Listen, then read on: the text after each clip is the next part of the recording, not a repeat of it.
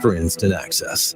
Keyshawn, J. Will, and Zubin. Trevor Lawrence is pressured on 41.7% of his dropbacks. You got to hold the same intensity for him as you do all these other rookie quarterbacks, no matter what anybody tells you. Because when the regular season starts and the real bullets go to flying, he's going to have to show why he's the number one overall pick when they start the game plan really against him. Keyshawn, J. Will, and Zubin. Weekday mornings at 6 Eastern on ESPN.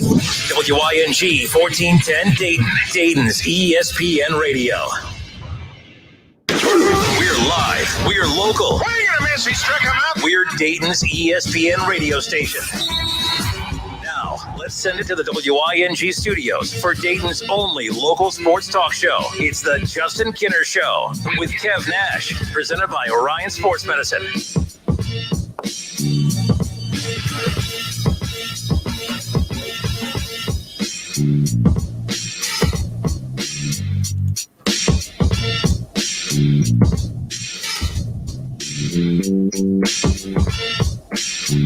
All right, everybody, welcome in. It's the Justin Kinner Show with Kev Nash, presented by Orion Sports Medicine. Happy Wednesday. Welcome in. A lot to get to today. We're going to take a look at what Vegas has as the win totals, the projected win totals for all NFL teams. And we'll do that version of our over-under with Kev Nash, plus the regular version of the over-under with Kev Nash. So we have a lot still to get into. Urban Meyer names the starting quarterback for the Jaguars, and all I got to say is duh. Look, real quick, we'll open up with that quickly. I want to get into the Cincinnati Reds here around the corner as well. The Reds are in danger of potentially losing their Cy Young winning pitcher and their all-star outfielder MVP candidate in back-to-back seasons. The Reds are in danger of losing both, and we'll talk about that coming up around the corner, even though the Reds right now have a one-game lead over the Padres in the wild card.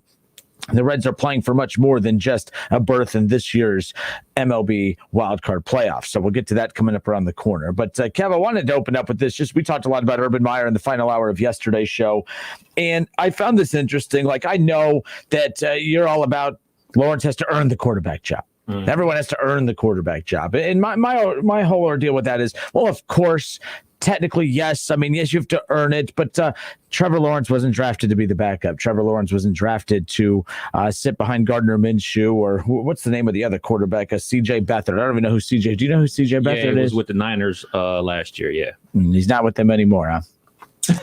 So he's that good. So C.J. Beathard. So again, the pecking order going in, we knew Trevor Lawrence, Gardner Minshew, and then that dude that used to play for the 49ers, C.J. Beathard.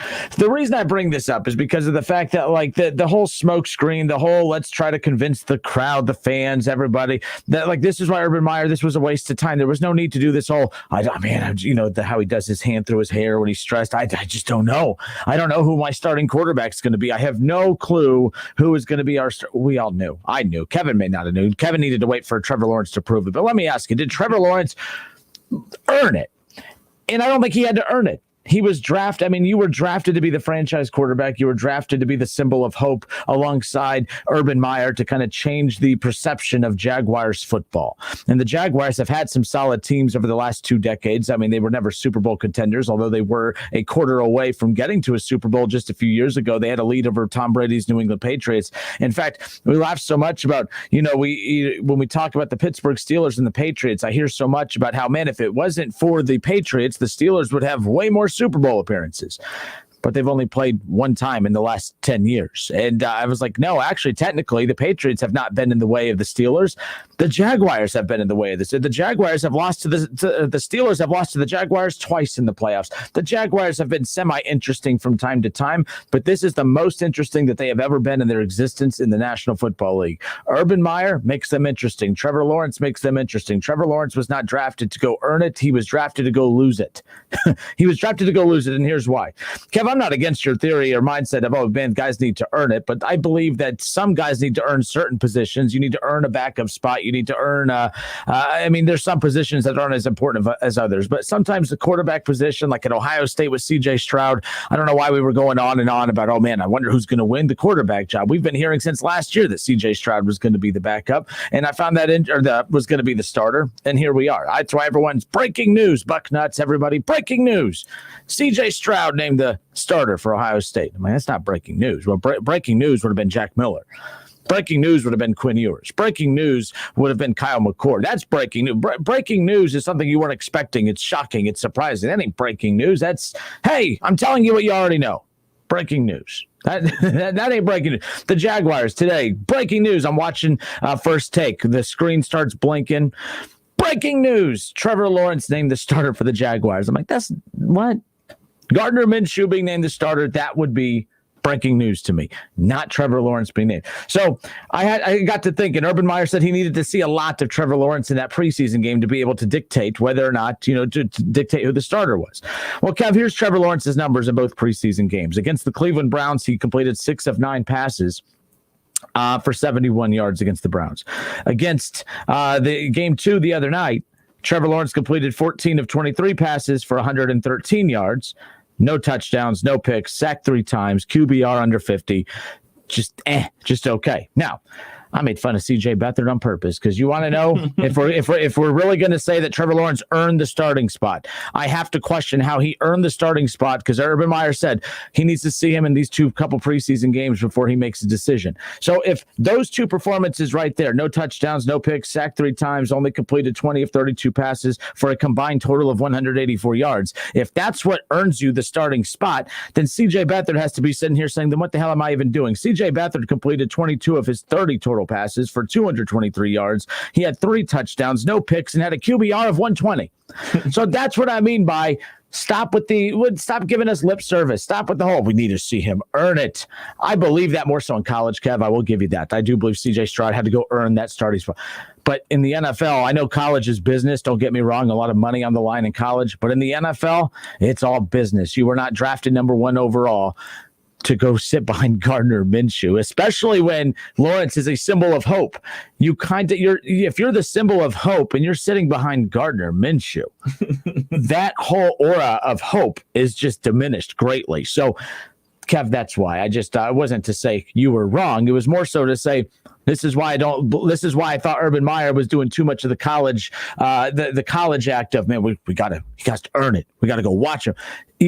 Trevor Lawrence has been horrible in the preseason. Horrible through no fault of. There's so many other factors that have led to him not being consistent. I think, to be fair, Kev, Urban Meyer's been kind of horrible.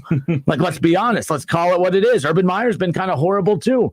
There's nothing that he doesn't wreak confidence on the sideline. He reeks of, oh man, we're down in the 4th quarter and I don't know what to do and I'm going to separate myself from the team. The Urban Meyer I watched the other night, Kev, I was at that Purdue game that night that Purdue beat Ohio State. Urban Meyer was constantly off. He was off to the side by himself. He was never around coaches, never around players. He looked confused, eyes big. He just looked lost. That's the same Urban Meyer I saw the other night against for the Jaguars preseason game of all games, a preseason game. So I say all of that to say this. Trevor Lawrence didn't have to earn anything. He had to lose it. He had to be so god-awful that they had to cut him. That's how bad he would have had to be to not be named the starter for week 1.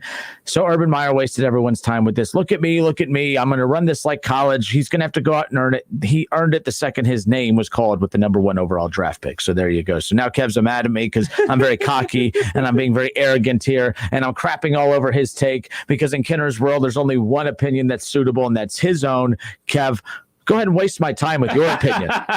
No, the reason why earning your position on any sports team is still a thing, especially in football, especially for first rounders.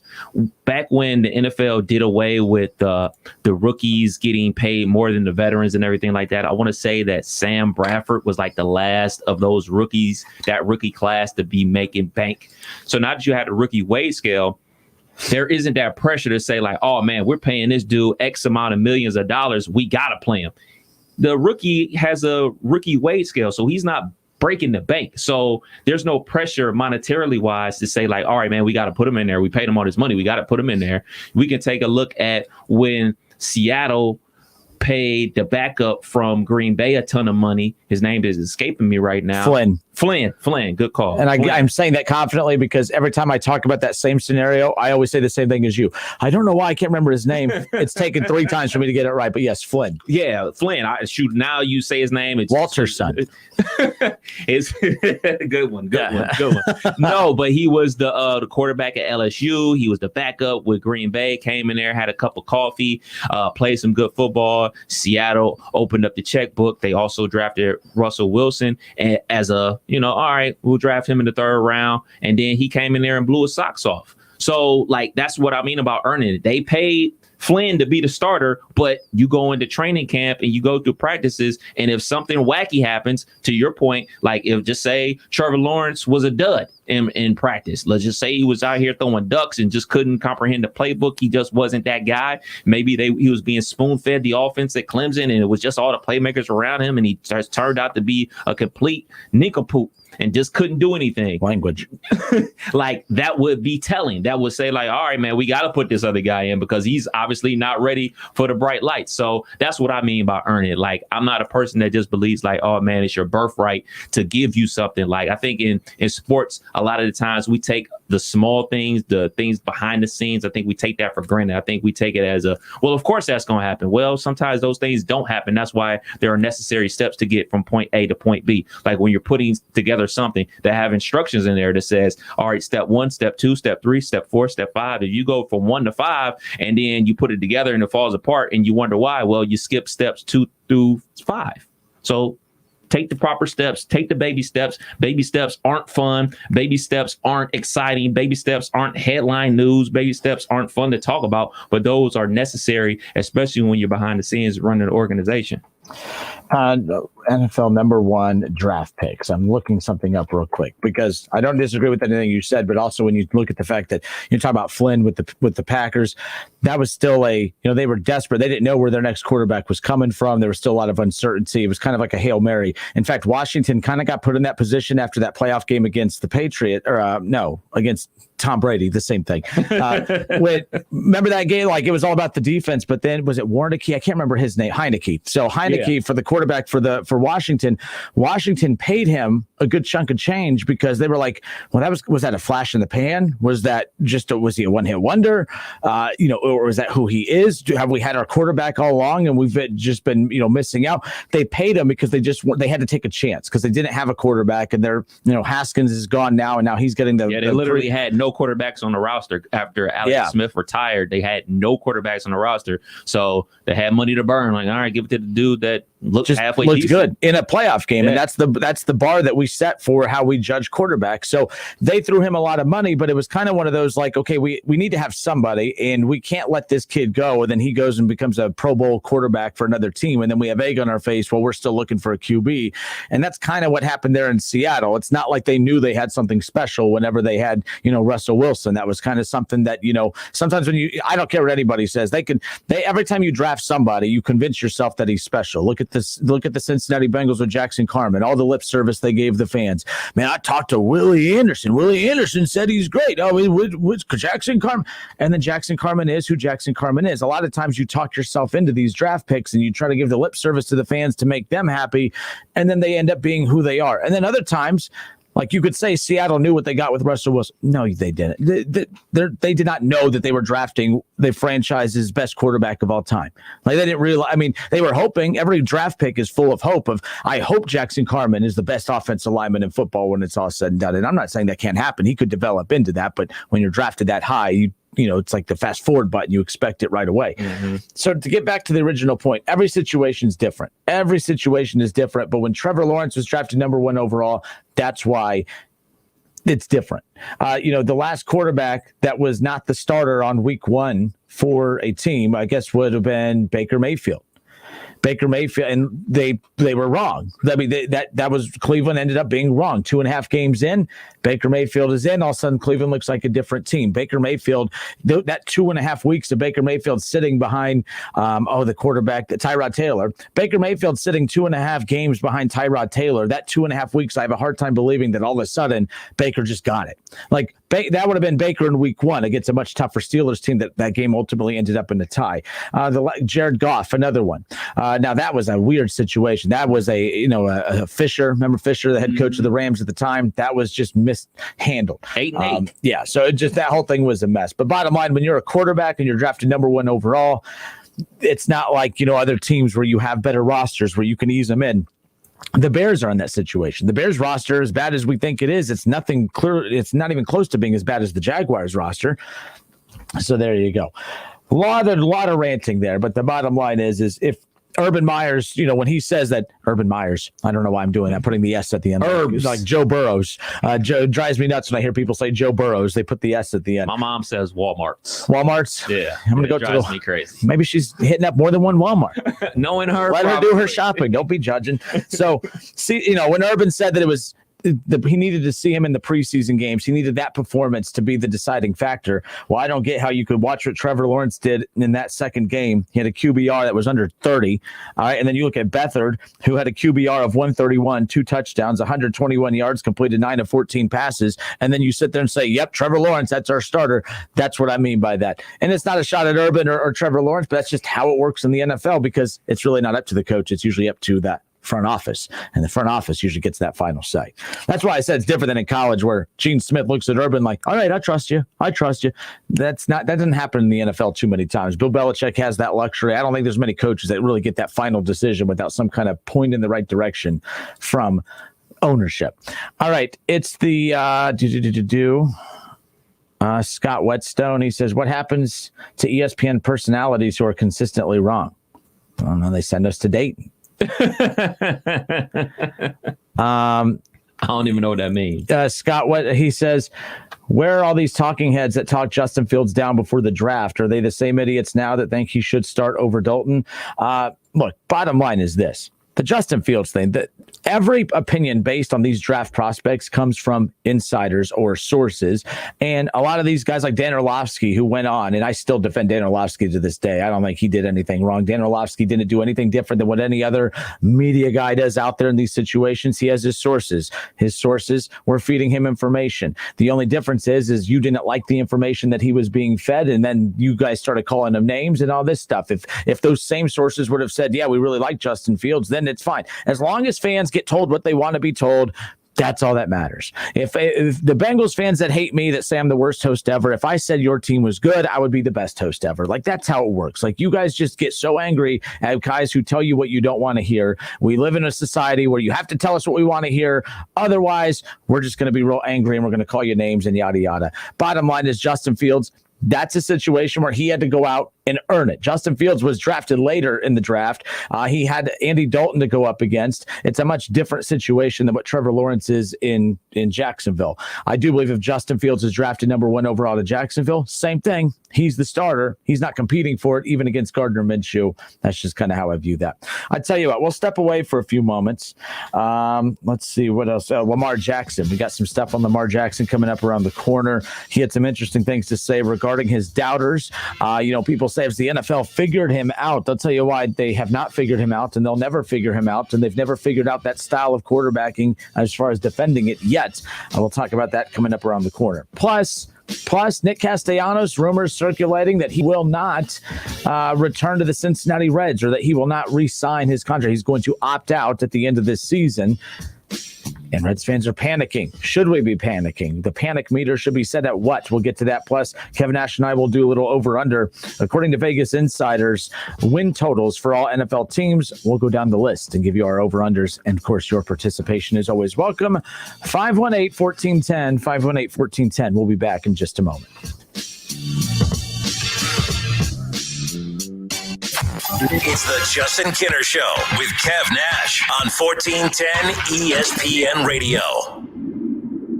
ESPN 1410 Wing AM weather. This afternoon will be mostly cloudy with a chance of showers and thunderstorms, a high near 90. Tonight will be mostly cloudy, also with a chance of showers and thunderstorms, a low around 72. And tomorrow will be partly cloudy, hot and humid, a high near 92. I'm Pete Spivak for 1410 ESPN Radio. Weather is brought to you by Cullet Seal Coating, protecting the asphalt surfaces at your home, office, or commercial property. Introducing infrared patching, a new technology for your property. This service and more at culletsealcoating.com. Let's be real. Mopping is a hassle. You have to fill the bucket, pushing a wet, heavy mop around, then cleaning the mop when you're done so it doesn't grow bacteria. A hassle on top of a hassle. Try Swiffer Wet Jet.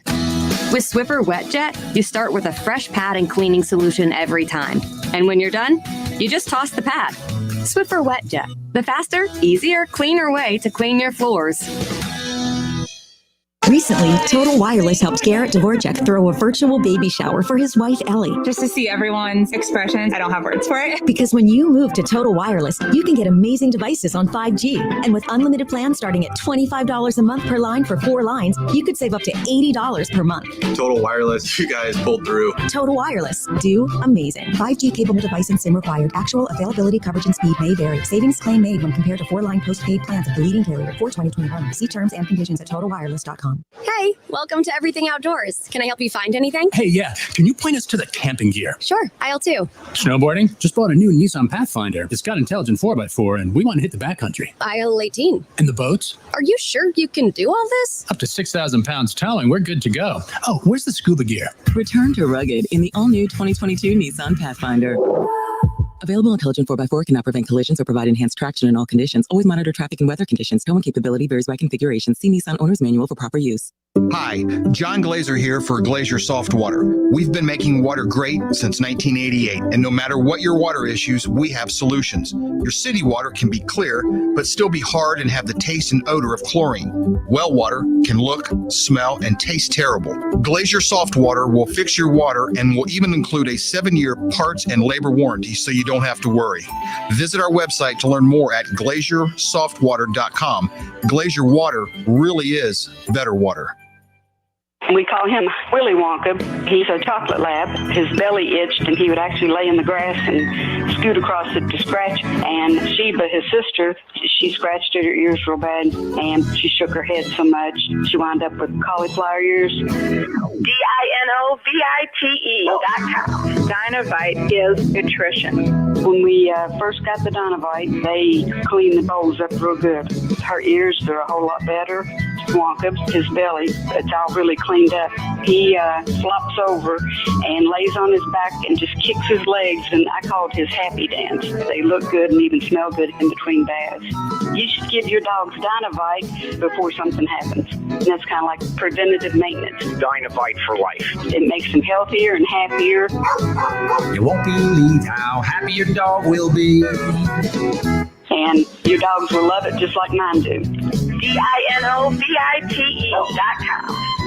You have empty office space to fill or home office to create. You know what you need. You know what you'd like. But you also have a pretty good idea after you've shopped around the usual places what you need and what you like might not happen. Well, then you haven't been to Charles Larrick's Warehouse Outlet. Nobody has their selection. Nobody has their discounts. And every week there's something new. If you need office furniture, Larrick's Warehouse Outlet can sell it to you for half the price and below manufacturer's selected prices. Half price and below on hundreds of items. Selection from budget to the best. Really, desks from $50 to $5,000. Filing cabinets from $25 to $500. Before you go anywhere else, do yourself a favor and come to Larrick's Warehouse Outlet. With 25,000 square feet of selection, you're not going to go anywhere else. Larrick's Warehouse Outlet at 23 McOil Avenue, Dayton. Open Monday through Friday, 9 to 6. Larrick's, continuing the tradition. If you are push mowing your yard using an inefficient lawn tractor, or your current zero turn spends more time in the shop than mowing your grass, it's time you look at the Hustler Zero Turn Lawnmower. Residential mowers from Hustler are built like tanks and drive like sports cars. All Hustler mowers have fabricated welded steel decks. Don't settle on cheap units with flimsy stamped decks from big box stores. See Small Engine Service Pros and we'll guide you to the right mower for your property and your budget. 2030 North Dayton Lakeview Road, Route 235 in New Carlisle.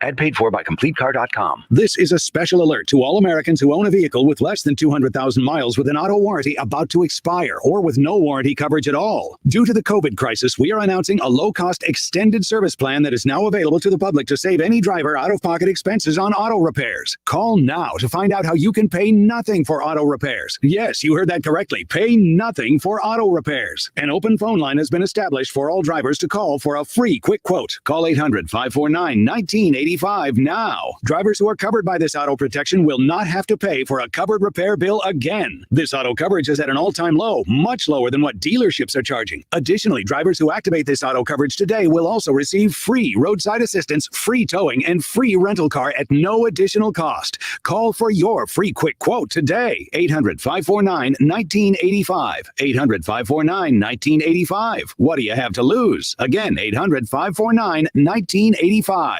Get a king bed for a queen price at Mattress Firm and save up to $500 on top-rated brands like Sealy and Sleepy's. Want free Reds tickets? How about a free MLB Network Reds bag? Maybe a Reds bobblehead? Here's an idea. How about we combine them all together and give you a chance to win a free WING Reds prize pack presented by Lee's Famous Recipe Chicken. Register daily at wingam.com. College football playoffs, Browns, Bengals, Buckeyes, and more. Catch the Keith Byers Show Mondays at noon on 1410 ESPN Radio.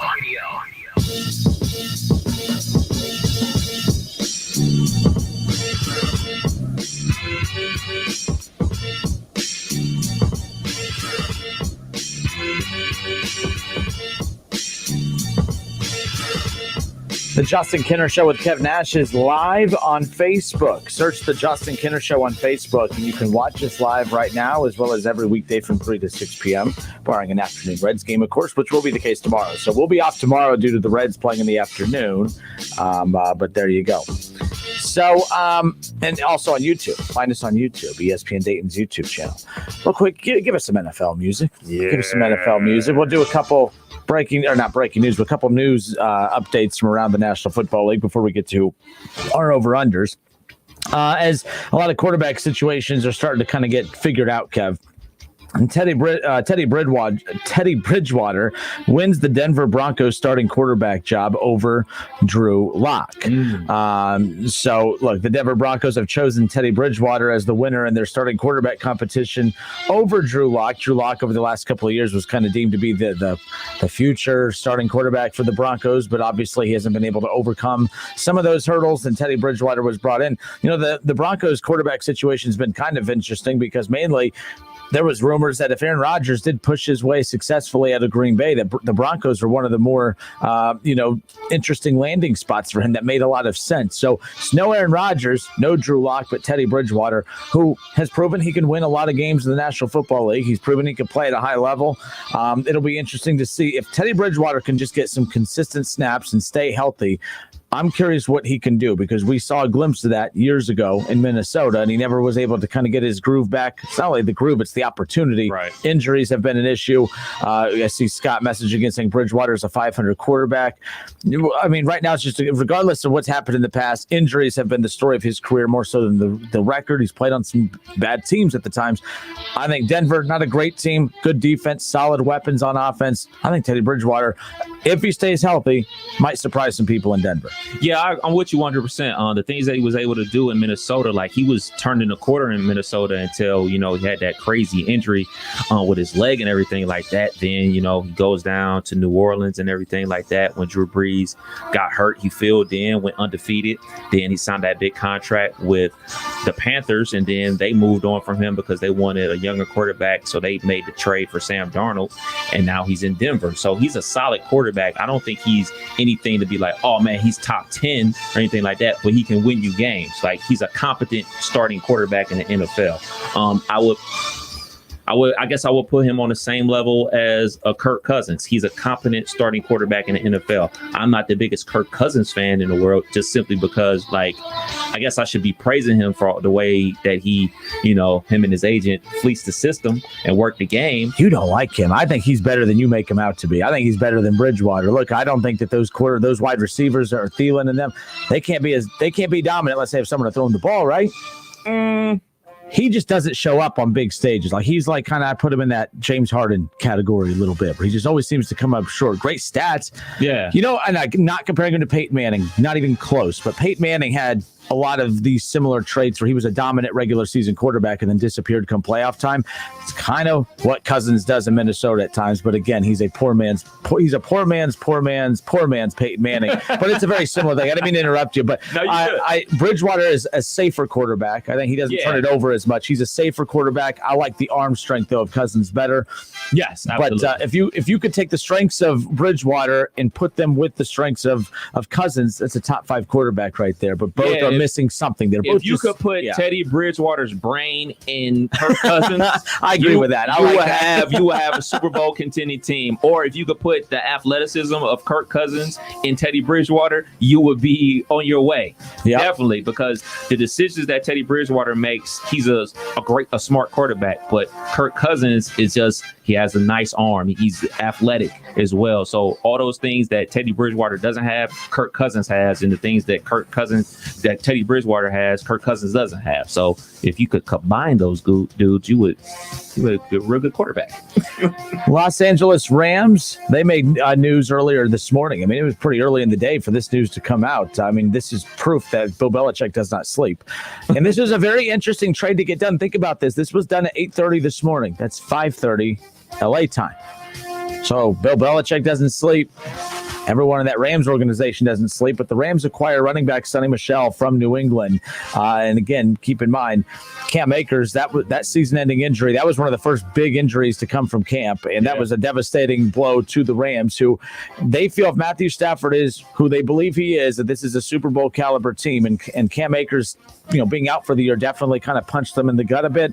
Their margin for error is kind of slim, especially offensively, but Sonny Michel, a very solid running back to get, especially they're going to kind of use them with Darrell Henderson too. So it's going to be interesting to see how good the Rams running game is, because they were pretty good last year with Cam Akers, especially late down the stretch. Yeah. Cam Akers looked good in the playoffs. That's why there was a lot of excitement about what year 2 was going to bring, especially with bringing Stafford over.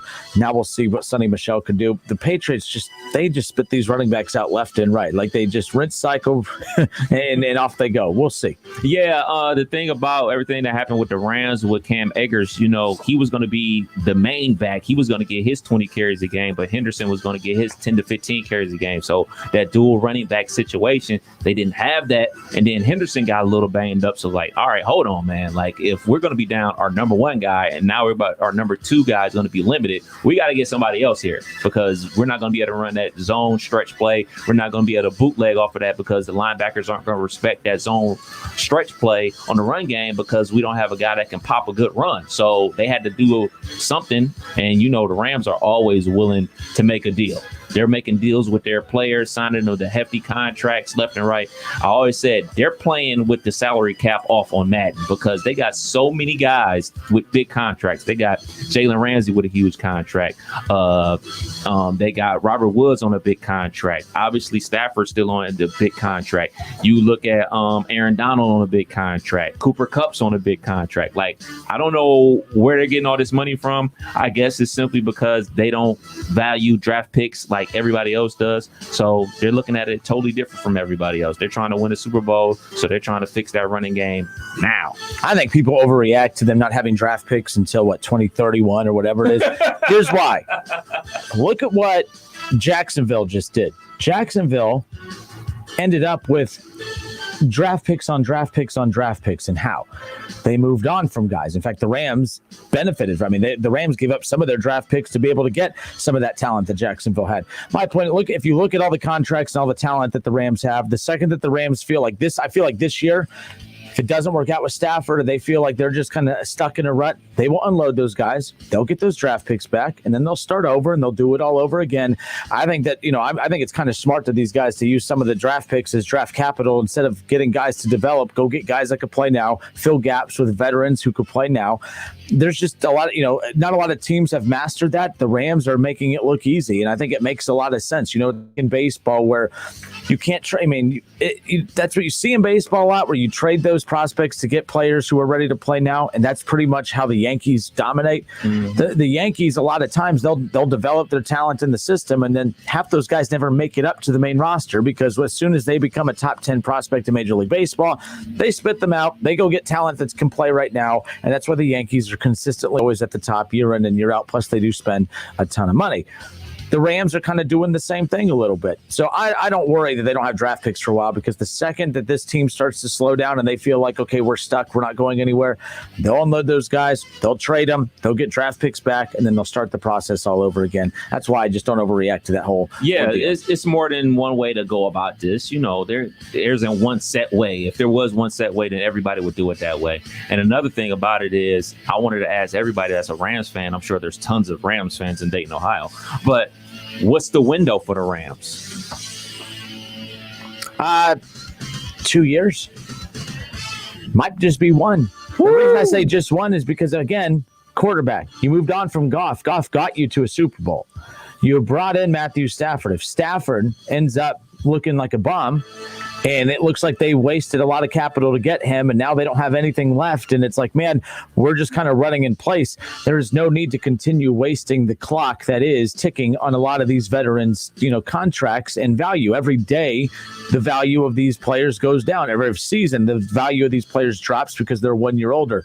I think the clock's ticking. The Rams are going all in. They're in win now mode. If they get close this year, they'll do it again next year, and then I think they'll hit the reset button. But if they're trash this year, which I don't think anyone anticipates that, but if they end up being bad, like that defense, I just feel like they might have to weaken that defense to strengthen the offense, however that may be done.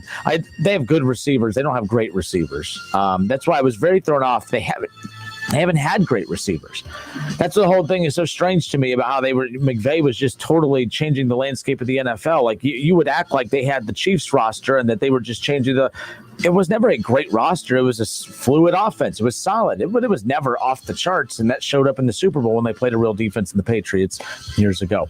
Moving on to your 3 team. points. Yeah, no kidding. That's the offense right there. Bill Belichick is terrible, man. Yeah. And by the way, that offense, Bengals fans, you could blame that offense for why you're stuck with the coach that you have. So I'm just throwing that out there. Quarterback Dwayne Haskins will start Friday night, again, trying to solidify his spot on the Pittsburgh Steelers roster. Now, there's a lot of people kind of looking into this. So Big Ben will not play in the preseason, and you will not see Mason Rudolph. So many people are saying, well, that's your 1 and 2. And right now, Dwayne Haskins is playing just to make the roster at 3. You look at the numbers. You look at the way that Dwayne Haskins looks out on the field. I can't get over Mason Rudolph has to have pictures or something on your coach Tomlin. I'm just saying. I don't get it. I don't understand it. I honestly, this isn't the Buckeye fan in me. This is just common sense. And I don't know how much of the preseason you've watched, but the dude just looks so different in Pittsburgh. He looks comfortable. I know it's, you could sit there and say, oh, he's playing scrubs. Well, so is everybody. If we're going to sit there and say this guy looks good, then why can't we say that he's looked good? He's looked confident in the pocket. He has zip on his passes. He actually could throw a deep ball. That's who I would think you would like to be your backup, unless it's just maybe he's a little erratic with the ball, maybe things we don't see in practice or things that we don't see in preseason games that are seen in practice. Are you surprised that Mason Rudolph is just the clear-cut backup here and that Dwayne Haskins is still fighting just to make a spot on this roster? I'm not surprised. Mason Rudolph's been with the team. He knows the offense a lot better than Dwayne Haskins. Yeah, Haskins has put up some nice numbers in preseason and everything like that. But as I look at it, man, like Mason Rudolph has put up some decent stats as well. It hasn't been like, oh man, this dude is out here throwing for 300 yards while Mason Rudolph is throwing interceptions, back-to-back plays and everything like that. Like Mason Rudolph has played fine too. Like I don't think there really been that big of a difference. I've caught like some of the replays on the NFL Network and everything like that. As far as him fighting for a roster spot, I don't necessarily believe he's fighting for a roster spot because they've already made cuts as is.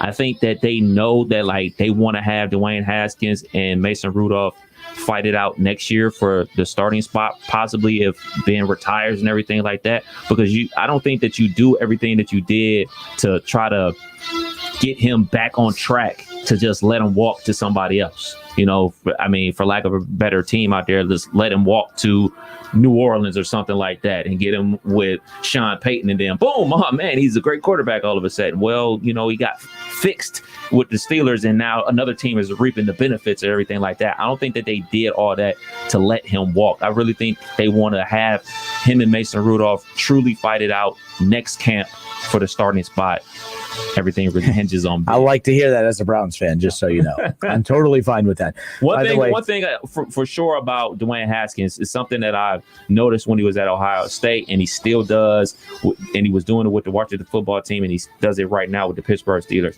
He jumps when he throws the ball. Like, there's so many times where he's not on the ground when he's throwing the ball. Like, 2 feet are literally off the air. That's that Urban Meyer effect.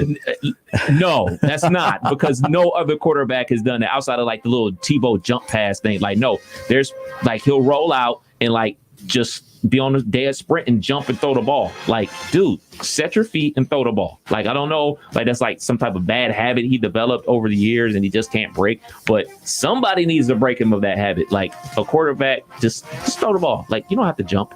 You know, just throw it. You're fine. You're perfectly fine. Nobody's around you. Nobody to dodge. Just throw it. Yeah, I'm with that. And look, and I'm seeing people in here say, well, Rudolph hasn't been to jail recently and Haskins is a big character risk. There's so much that's wrong with that comment. First of all, Haskins was not in jail. In fact, Haskins was the victim of domestic violence. He was not the one doing the domestic violence, if that makes sense. He was not arrested. And as far as character risk concerned, Haskins is immature. He's not a character risk. There's not one thing. If you think of all the mistakes that players have made in the NFL, I will take his mistakes over anybody else's. I mean, when you look at the Kareem Hunts and the Joe Mixons and you look at the stuff that they've been involved in that had a lot of negative, spotlight on them, that's the stuff that I get irritated with, that I feel like we just give passes to because, oh, well, they're good on our team and off we go. But if Dwayne Haskins, if the worst thing he's ever done is, well, he's off taking a picture while his coach is trying to get him in the football game, which I did poke fun at that, but I'll take that. That's immaturity. That's not a character issue. That's immaturity. That the whole purpose of everyone being excited about him getting to Pittsburgh was because Mike Tomlin would kind of button that up a bit. Right. I'm pulling for him. Mason Rudolph, again, is one thing to just be a solid quarterback and whatever, but like we know the book's been written on him. We know what he brings to the table, and maybe that's what makes him a comfortable choice there to be the number 2 quarterback, but I do like the possibilities with Dwayne Haskins. I think the talent of Dwayne Haskins is the superior. Yeah, the ceiling is higher, but the steady hand right now. But the thing about Pittsburgh is you need the talent at the quarterback position because the talent along the offensive line isn't there. So you need that talent between the receivers and the quarterback to boost it up. You don't need a steady hand at quarterback. You need somebody to take it over the top.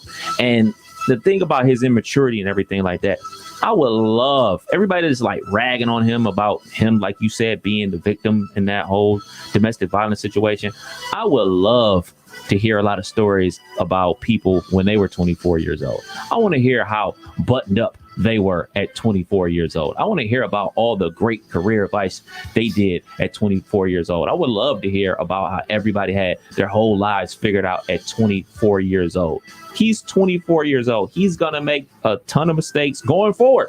Like, a lot of people don't have their lives buttoned up and on the right direction until they're 30 plus. I know I didn't have my stuff together until I was like 32.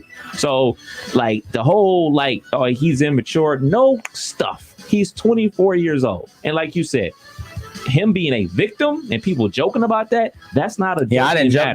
That's not a joking matter. Somebody being a victim of domestic violence, even though he's a man and all that type of rhetoric, like that's not a joking matter. And furthermore, about the immaturity stuff, look, man, just because guys aren't getting busted doing some of the things that Dwayne Haskins was busted doing, trust me, they were doing it too. You know what I'm saying? He wasn't the only person at that club. I'm willing to bet he wasn't the only Washington football player at that club.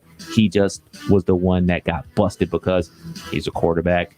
I'm sure there's somebody else there. They just didn't get busted. So, you miss me with that type of stuff, man. Yes, he has a lot of maturing to do, as we all did at 24 years old. Yeah, but not all of us had the privilege and opportunity to get to the National Football League. For sure. When you're going to play at that level, I will say this. Now, I'm pro Dwayne Haskins. I'm not anti Dwayne Haskins. I just disagree with you on the aspect of we always have to give these guys a pass because they're young and no, not these guys. I'm not talking about athletes. I'm talking about people in general. Well, but there's different. I mean, when you're talking about playing in the National Football League, you are going to be held to a different standard than just us common folk roaming the streets. Well, that's the problem because people put these people on pedestals. I don't put nobody on a pedestal. That's not a pedestal thing. It's just that you want to play. If you want to be a public figure, you want to. I'm on the stage to potentially win a Heisman freshman. I'm the quarterback of the Ohio State University. Look at me. I'm going to be a top draft pick. Look at me. Look at me. Look at me. But don't look at me whenever I make mistakes. When do you hear them say, look at me? When have you ever heard Dwayne Haskins say, look at me? They don't get to say, don't look at me. That's part of this. But this is why that Naomi Osaka thing a couple months ago, this is part of it. You don't just get to pick the things that you don't just get to pick and choose the aspects of the job that you want to be a part of. Like, it's part of the complete package. Unfortunately, Dwayne Haskins doesn't get to decide what I get to think of him. That's why athletes hate most media members, is because we just run our mouth and we don't have to answer for some of the things we say. I mean, imagine if Dwayne Haskins was sitting across from me, I'd be like, yeah, man, you're awesome. You're sweet. I'm a hypocrite. JT. I'm a hypocrite. It is what it is. But at the end of the day, at least you admit it, because most people won't admit that. No, and the thing is, it's I'm not saying it's right or wrong. My point is like with the Naomi Osaka thing. And by the way, I saw she is like the money that she was the highest paid female athlete last year. I couldn't believe all the stuff that she had coming in. My point about her was, and I'm not attacking her. My point about her is that, trying to, when we're talking about addressing the media and how she hates that part of it, but it's like from the time you step foot onto the tennis court or whatever to be a professional tennis player and to be the star that she is, like, that's just part of it. Like, that you don't get to pick and choose the aspects that you don't like about the job. It's unfortunate, but that's just the reality of it. So if the athletes can handle being praised, this comes with it as well. That's why their margin for error, like me and you as 24-year-olds, we didn't have everyone looking at us every move that we were making, every decision that we were making. They do. They need to be more cognizant of that. And if they're not, that's why we say sometimes they can't mentally handle being a professional athlete at that time. Not right or wrong. I'm not attacking these guys, but like, we can't sit here and say we're on an equal playing field as far as the mistakes that we are allowed and not allowed to make. And there you go. Like the Sha'Carri Richardson thing with the weed. I was like, look, I totally support why she was doing what she did. Like, I not lost a family member. I can't tell you how to cope or whatever, but rules are the rules. No, I'm just joking. But the bottom line is like, you have more to lose than most. If I fail a drug test and lose my, $9.50 an hour job, I'm not losing as much as what she was losing out on there. So it's like, you just have to be, yes, they are held to a higher standard, and it's just kind of the reality of it. That was a totally separate topic. People are tuning in. They're talking Sha'Carri Richardson, and there's NFL music playing in the background. People are confused. Last thing here, close this out. Cincinnati Bengals quarterback Joe Burrow will make his preseason debut 8 months after knee surgery. I don't know why I can't remember this. There was no preseason games last year, right? Right. It was just camp and then boom, right into games. Yes, sir. Okay, so it's his true preseason debut. Watch out, Burrow. So Burrow is expected to get a limited number of snaps against Miami. Bengals coach Zach Taylor said on Wednesday, the top overall pick in 2020 missed the first 2 exhibition games while he continued to recover from left knee surgery last December. This is Zach Taylor commenting on the news, saying, "We got to do what's best for Joe, what's best for the team. We felt like this is what fits best." Yeah, whatever. I don't even know what that means. We got to do what's best for Joe. So Joe wasn't capable of playing in a preseason game a week ago, but he is now. Like, preseason, I'm glad I'm not a head coach in the NFL. I don't think there's a right way to handle preseason games. Everything's a risk. You're risking your whole season for a preseason game, but it's like there's enough that's necessary. Like, it's kind of necessary to get him out there to get a few. Mm-hmm. You don't want his first true live snaps to be week 1 against the Vikings, but at the same time, you don't want to waste snaps in a preseason game and get him hurt. I don't envy head coaches having. I think that's honestly, of all the decisions to make as a head coach, preseason's the most terrifying. Preseason's the most terrifying because if you don't play them, you risk them not being prepared week 1 and then having to shake off the cobwebs a bit. And if you play them at preseason, you risk them getting their knee blown out. Like, you're damned if you do, damned if you don't. I just think it's a tough spot to be in. That's all. Yeah. Also, the NFL could sell tickets for preseason games. I despise when dudes get hurt in preseason games. Like, it's a tough pill to swallow when guys get hurt in preseason games. Obviously, during the regular season, you're like, oh man, it's a game. That's what happens. Even in practice, like you accept it. Like, man, that's messed up. They were at practice trying to get ready for the season. But a preseason game, like, people, and myself included, like, dude, this is a total waste of time. Like, dude, if it wasn't for this preseason game, he wouldn't have got hurt. But, like, we don't see it the same way in practice because we see practice as a necessary situation. We don't see preseason as a necessary evil. Like, we always hear the adage about, well, high school, they don't have preseason. College, they don't have preseason. They just go out there and start the regular season. Why does the NFL? But that's why they put Miami of Ohio on their schedule. So that. Yeah, for sure. But I mean, shoot, look at teams like Alabama and Miami. Like, those are two real teams kicking off the season and everything like that. So there are teams that kick off first, quote unquote, real opponents and everything like that. So like, it's just tough, man. I'm like you said, I wouldn't want to be a head coach making those decisions. You know, Andy Reid is out here to the wall with it. He's out there with the first team for the entire first half with Patrick Mahomes running bootlegs and screen passes and in and arounds, everything like that. He got Tyreek Hill running over routes, and everybody's out there full go. Like, yeah, we're getting ready for the season. Yeah, by the way, Andy Reid, when Andy Reid was questioned why Patrick Mahomes played so much in that preseason game, this is eat your heart out, Bengals fans. You ready for this one? Andy Reid said that it's important that Patrick Mahomes gets his legs underneath him right now, that he gets, he shakes off the cobwebs so that he's ready to go week one. You don't want to face that Browns defense week one and that be the first live game action you see since the Super Bowl. That was Andy Reid's comment. I love Andy Reid for saying that, because the Browns, they're dangerous, baby. The AFC champions, AFC North champions. What the hell? AFC champions coming to a Kansas City victory near you. So there you go. Good for Andy Reid. He's scared. He's scared. You have Andy Reid saying that, but then you got Bengals fans saying we ain't scared. You should be.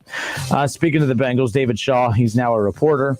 David Shaw reports that according to James Rapine, that Jamar Chase is having another solid day, that he beat a woozy for a nice gain in 11s, continues to answer the bell after the rough patch from Friday through Sunday. Well, here's why. A woozy's guarding him. I told you, enjoy a woozy. Everyone's we got a woozy. Yeah, he was horrible on the Cowboys, and the Cowboys had as bad of a defense as the Bengals. Enjoy a woozy.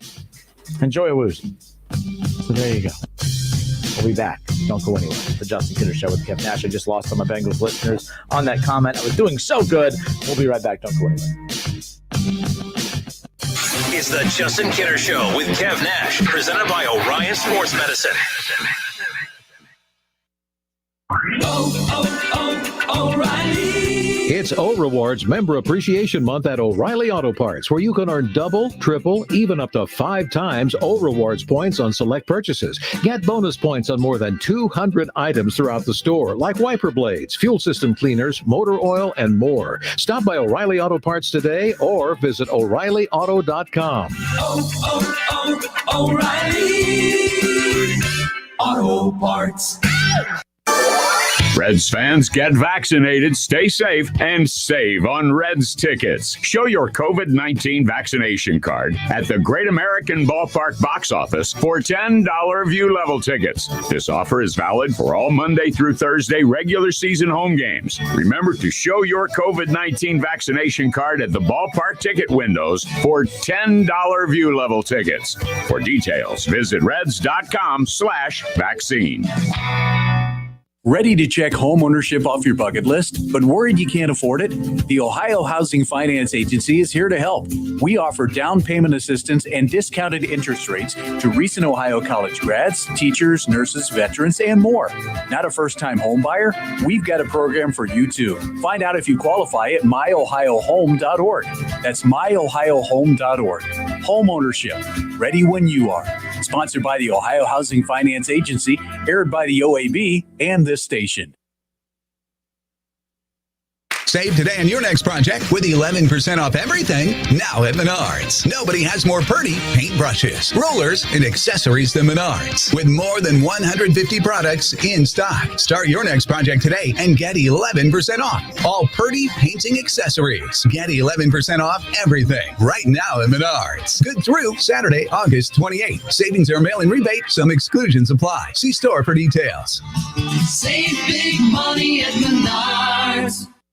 Hey, here to tell you about my friends at Cordell Transportation. They're now hiring Class A CDL drivers and offering a $5,000 sign-on bonus. That's right, a $5,000 sign-on bonus. Home daily, dedicated lanes, and no-touch freight. Brand new equipment as well. Medical, dental, vision, and company-paid life insurance. Call Cody right now. Apply online at CordellTransportation.com. Cordell Transportation, driven to succeed.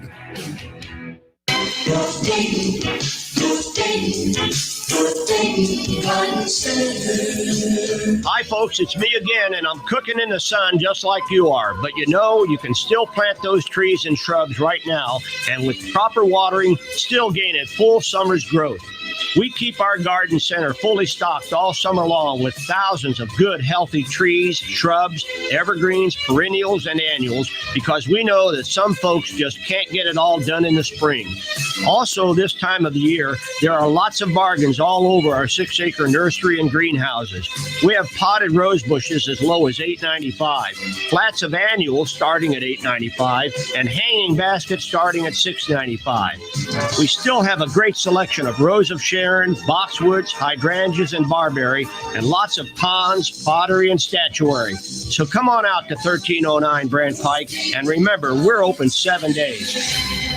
You take steps to stay healthy when at the pharmacy picking up vitamins or filling a prescription. May I help you?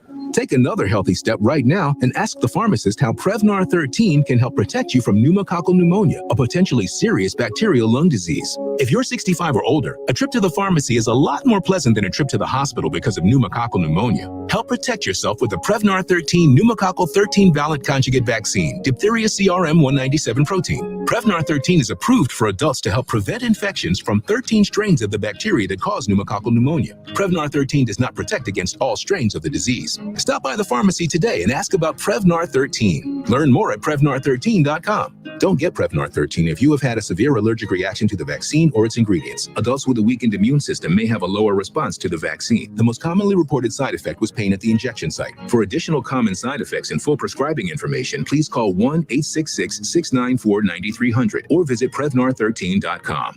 Get in zone, AutoZone. Welcome to AutoZone. What are you working on today?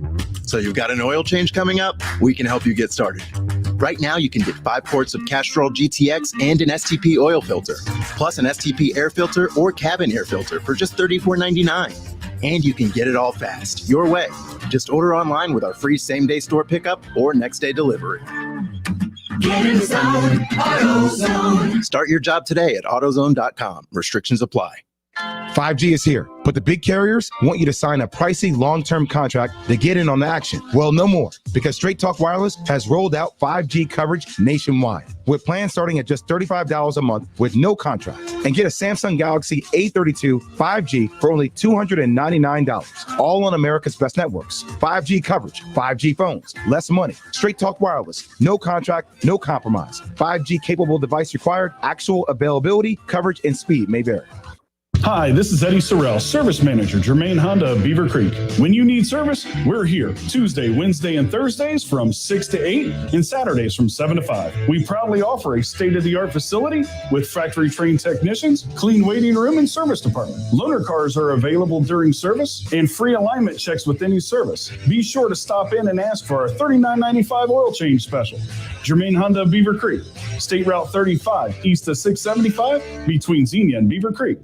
Get a king bed for a queen price at Mattress Firm and save up to $500 on top-rated brands like Sealy and Sleepy's. The Fairmont Firebirds welcome in the Trotwood Rams this Friday night at 7 p.m. for the ESPN Dayton Glacier Softwater Game of the Week. Listen live at 1410 Wing AM or stream the game at wingam.com. Firebirds, Rams, Friday night at 7 p.m. On Twitter, make sure to give us a follow. Search 1410 Kinner for Justin Kinner on Twitter. That's 1410 KINNER and ESPN Dayton for the station Twitter handle.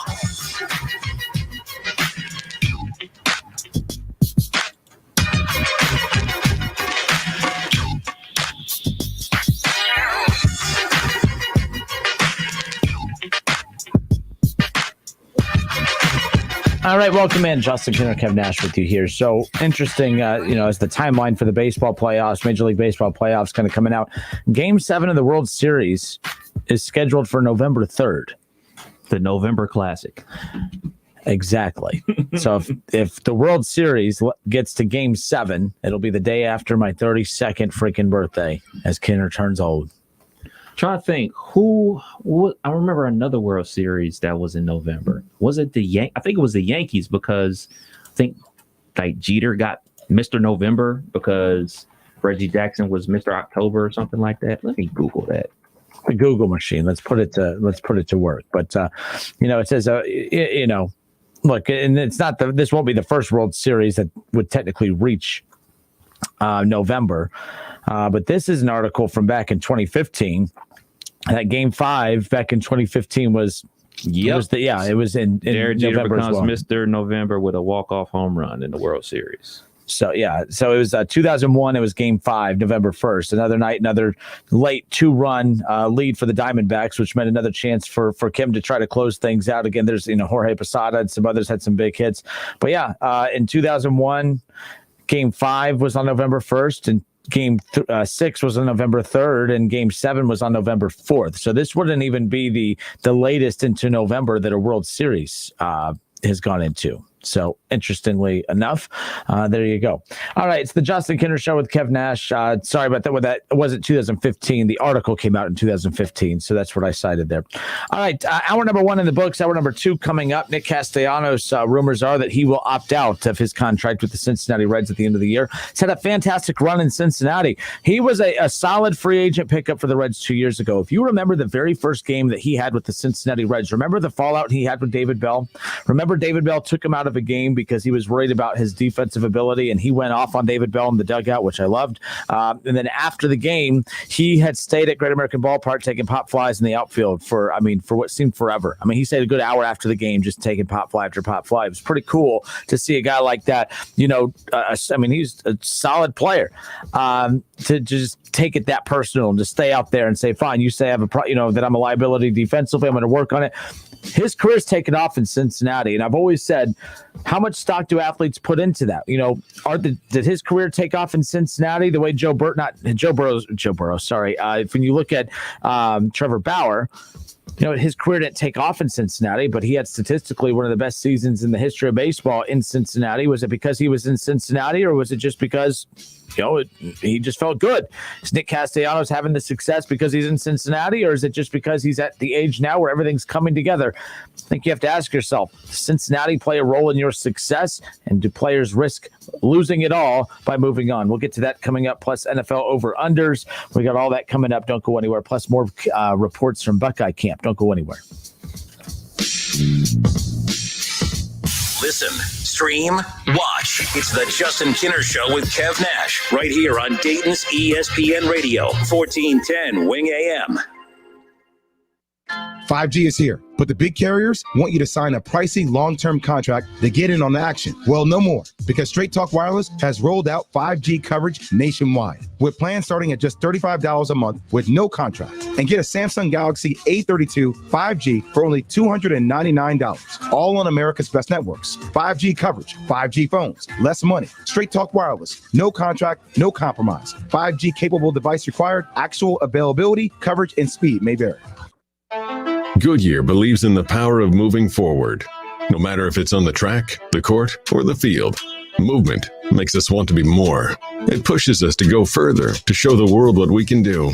Movement has the unique ability to change our perspective, to challenge us, to work for a better tomorrow. Movement can even bring us together when we're still. Because if we're focused on the next move, we don't have to worry about what's behind us. Goodyear, more driven. It's O Rewards Member Appreciation Month at O'Reilly Auto Parts, where you can earn double, triple, even up to 5 times O Rewards points on select purchases. Get bonus points on more than 200 items throughout the store, like wiper blades, fuel system cleaners, motor oil, and more. Stop by O'Reilly Auto Parts today or visit O'ReillyAuto.com. O'Reilly Auto Parts. Greatness. It's not born of coincidence. It's not a product of luck. It's forged through dedication, drills, and the acquisition of new skills. Wanting won't get you there, but sweat equity just might. Timothy's Bar and Grill on Brown Street wants to wish the Dayton Flyers Red Scare the best of luck in their journey through the basketball tournament. Wear red, be loud, go Flyers! The Montgomery County Clerk of Courts Help Center brings the courthouse to the community with its weekly outreach programs to local churches, libraries, and community centers. We help you navigate the legal system. Find a location near you at courthouse2u.com. Brought to you by Montgomery County Clerk of Courts Mike Foley. Listen to this station anytime, anywhere on Odyssey. Odyssey is your new audio home for all the music, news, sports, and podcasts that matter to you. Odyssey. That's AUDACY. Staples Connect has everything to help you get ready for back to school with amazing prices for everything on your list. Visit your local Staples store, staplesconnect.com, and be more than ready for school. Staples. Don't miss the Justin Kinner Show with Kev Nash, presented by Orion Sports Medicine. Weekdays from 3 to 6 p.m. right here on Dayton's ESPN Radio, 1410 Wing AM. Whether you're at home, at work, or in your car, tune in to ESPN 1410 Wing AM or stream us live at wingam.com. WING 1410 Dayton. Dayton's ESPN Radio. We're live. We're local. What are you gonna miss? He struck him out. We're Dayton's ESPN radio station. Now, let's send it to the WING studios for Dayton's only local sports talk show. It's the Justin Kinner Show with Kev Nash, presented by Orion Sports Medicine. You know, at the risk of giving them free pub, which I don't think they'll mind, and I don't mind doing it, I'm really craving Burrito King. Crazy King burrito. That would be good right about now. Good save. You get what you pay for. So it's Crazy King burritos, right? You did that so smooth. That was pretty damn cool. I mean, I could have just let it go, but I'm like, no, I had to make sure. Yeah. So Crazy King burrito. But see, they just got more play off that than if I would have got it right the first time. So Crazy King burritos in Fairborn. They brought in some excellent burritos last Friday. Ask Coop. And the shrimp, man, the shrimp burrito. What? Where are you at? I can't believe that happened, man. I can. Are you kidding me? Find out how much of an impact it had 2 weeks from now. So there you go. All right. It's the Justin Kinner Show with Kev Nash, presented by Orion Sports Medicine. I promise we're going to get into this Nick Castellanos discussion coming up around the corner. I want to open up with this. So Lamar Jackson, he fascinates me because I thought it was thunder too. I just think it's is it a plane? Is it thunder? What we got going on outside? I hope so, because the Boys the Man concert's tonight. We still got tickets? How we sitting with tickets? You looking all right? We still got 55 minutes before so-and-so comes picks them up. And if they don't, then up for grabs. KB. I have to fight KB. I made a mad on the show earlier today. I'm going to have that audio coming up here in a bit, but I tried defending the SEC a bit. That's something you do not do. You have a better chance of Hall of Fame running back that played at Ohio State. The Ohio State has a whole little tree up there, and you try to talk SEC to him. How'd that work out? I just try to justify that Georgia's not as bad as what he was trying to make him out to be. But look, no matter what, that's Keith Byers, a college football Hall of Famer. His opinion will always trump mine, but it doesn't mean that I'm not going to try.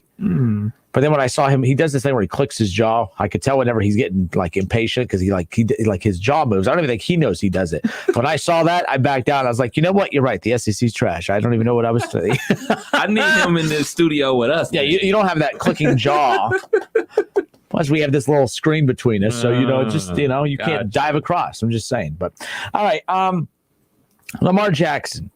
I don't know why these questions. I mean, like, I don't even know why this became a topic, but in one of the press conferences, he was asked, is that does he believe that the NFL has caught up with him, that the teams have figured him out? And let me just answer that question real quick. No, no one's figured out Lamar Jackson, and you're not going to figure out Lamar Jackson.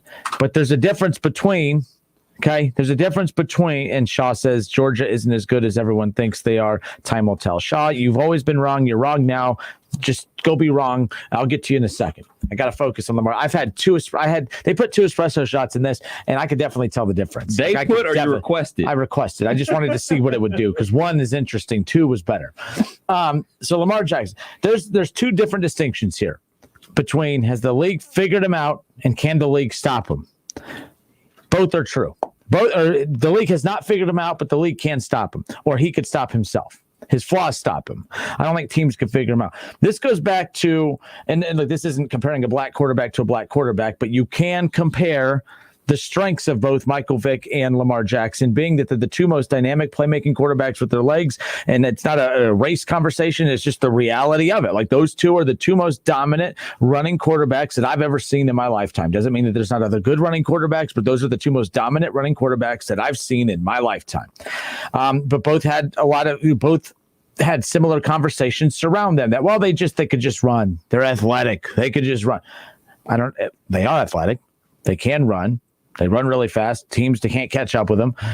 They're hard to figure. No one has figured out how to stop a running quarterback.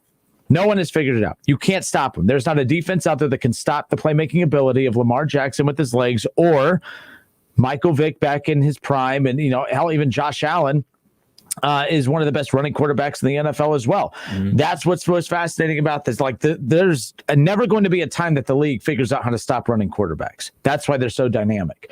But here's the problem. It's his throwing ability, and I know that's low-hanging fruit, and it's easy to go to, but I don't care. Lamar Jackson, I made this comparison a little bit ago to someone else, but hear me out. Lamar Jackson is James Harden until success in the playoffs comes, and here's why.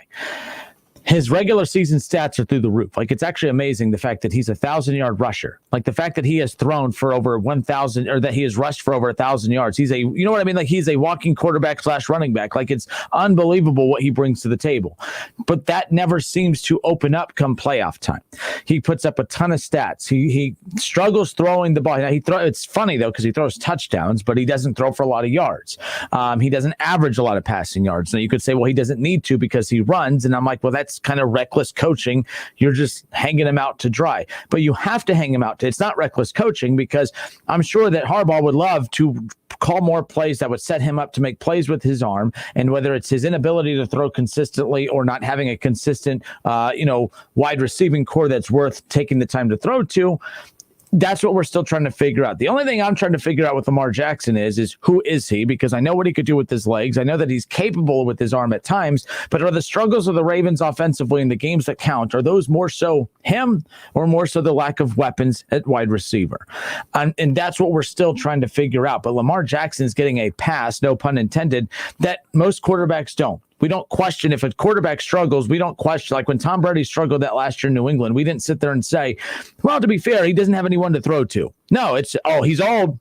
He's slumping. He's old. Get him out. Father Time beat Tom Brady finally. He's old. And then all of a sudden he had people to throw to, and it was a different story, right? But like with Lamar, with Lamar, it was, he doesn't have anyone to throw to, and that's what we go with. Like, we don't give him we allow him to say, he doesn't have anyone to throw to. Tom Brady, that was not the case. He was just old.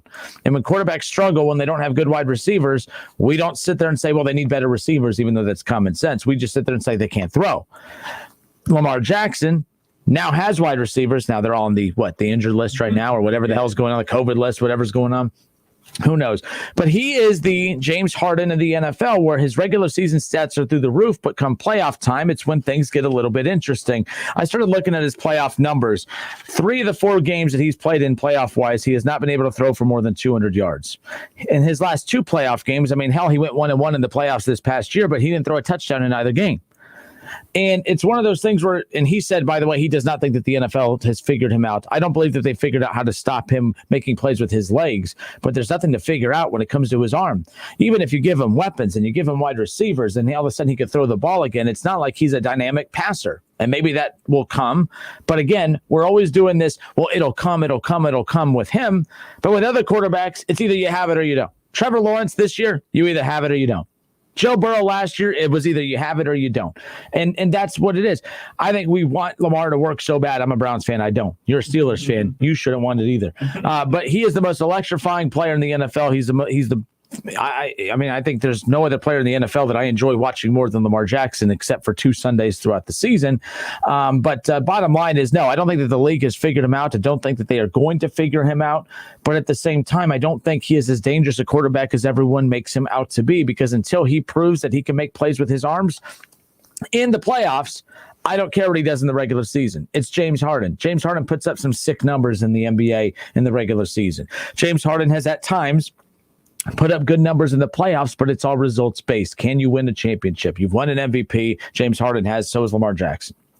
Both electrifying in the regular season. Both have great stats, but both are being haunted right now by the inability to make deep playoff runs or coming up just short. Lamar finally got his first playoff win against the Titans this past season, but he had a QBR that was super low. I mean, here's his QBRs, 11.4, 30.4, 53.5, his highest being at 80, but his QBR, not good. His doesn't throw touchdowns in the playoffs. In fact, he has he has 5 interceptions in the playoffs to 3 touchdowns in the playoffs. Only three of his 4 games, he hasn't even been able to pass for over 200 yards.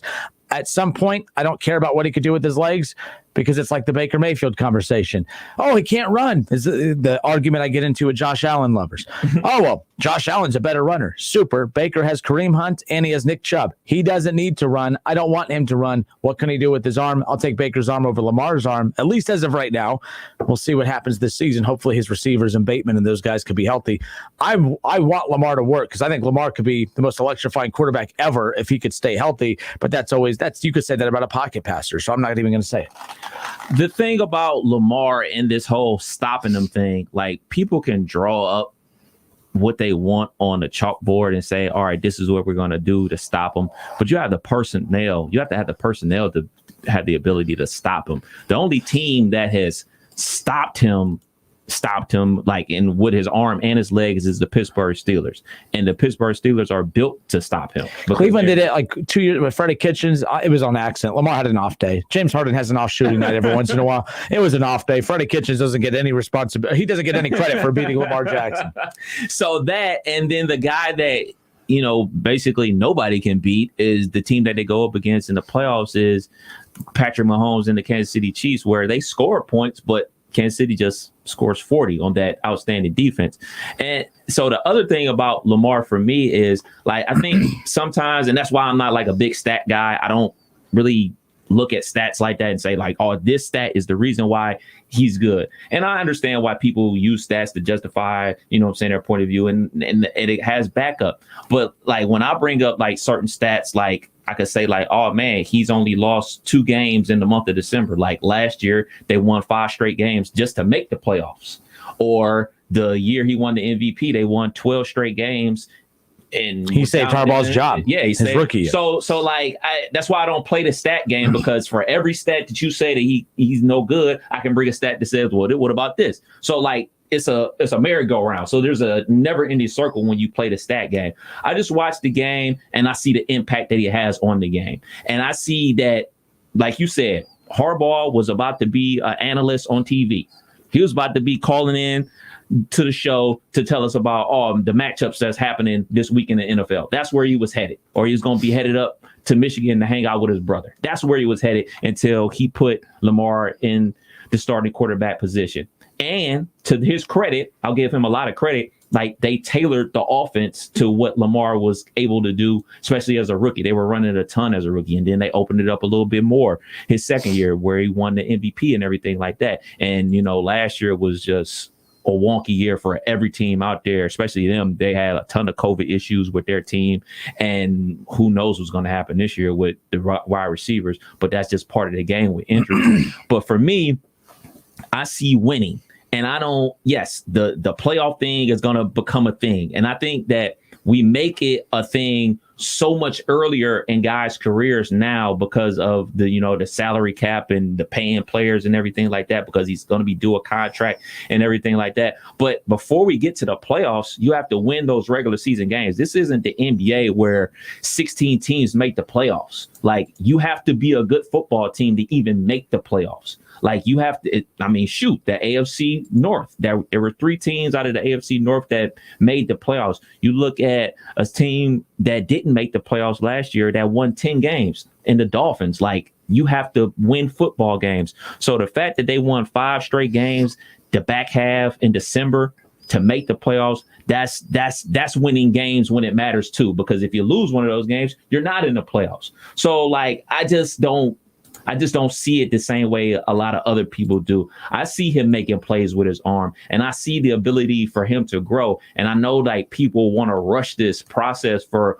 every player out there in every sport. They have to be their finished product within 3 years, or they're a bust, or they're no good and everything like that. I just don't view it like that. I don't view anybody's career like that. I think that you have to give people time and give organizations time to adjust. And sometimes that adjustment is, all right, man, we need a new head coach. Sometimes that adjustment is like, all right, man, we need more players around him. Sometimes that adjustment is, hey, man, we need a new GM to start picking better players to go around our superstar. Maybe, and sometimes in a LeBron James case, sometimes that adjustment is, I got to get up out of here. So I'm a person that believes like let's give these dudes a little bit of time before we just start throwing them out with the bathwater.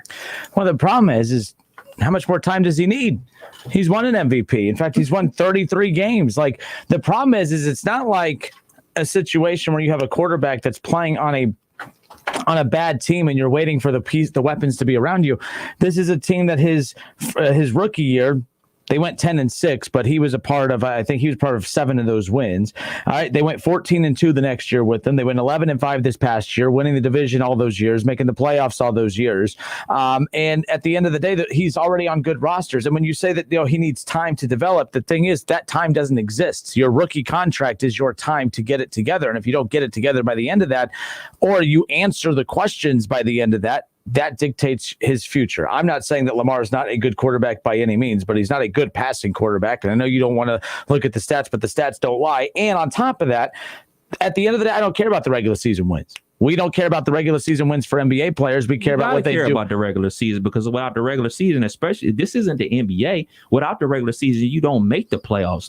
And that is the NBA. And the NBA is the same thing. No, in the NBA and the NHL, half the league makes the playoffs. And the NFL, half the league don't make the playoffs. But that's the point. If you're good enough to get there, you should be good enough to finish. And you're winning the division. You're winning a good division. It's not like you're winning the NFC least.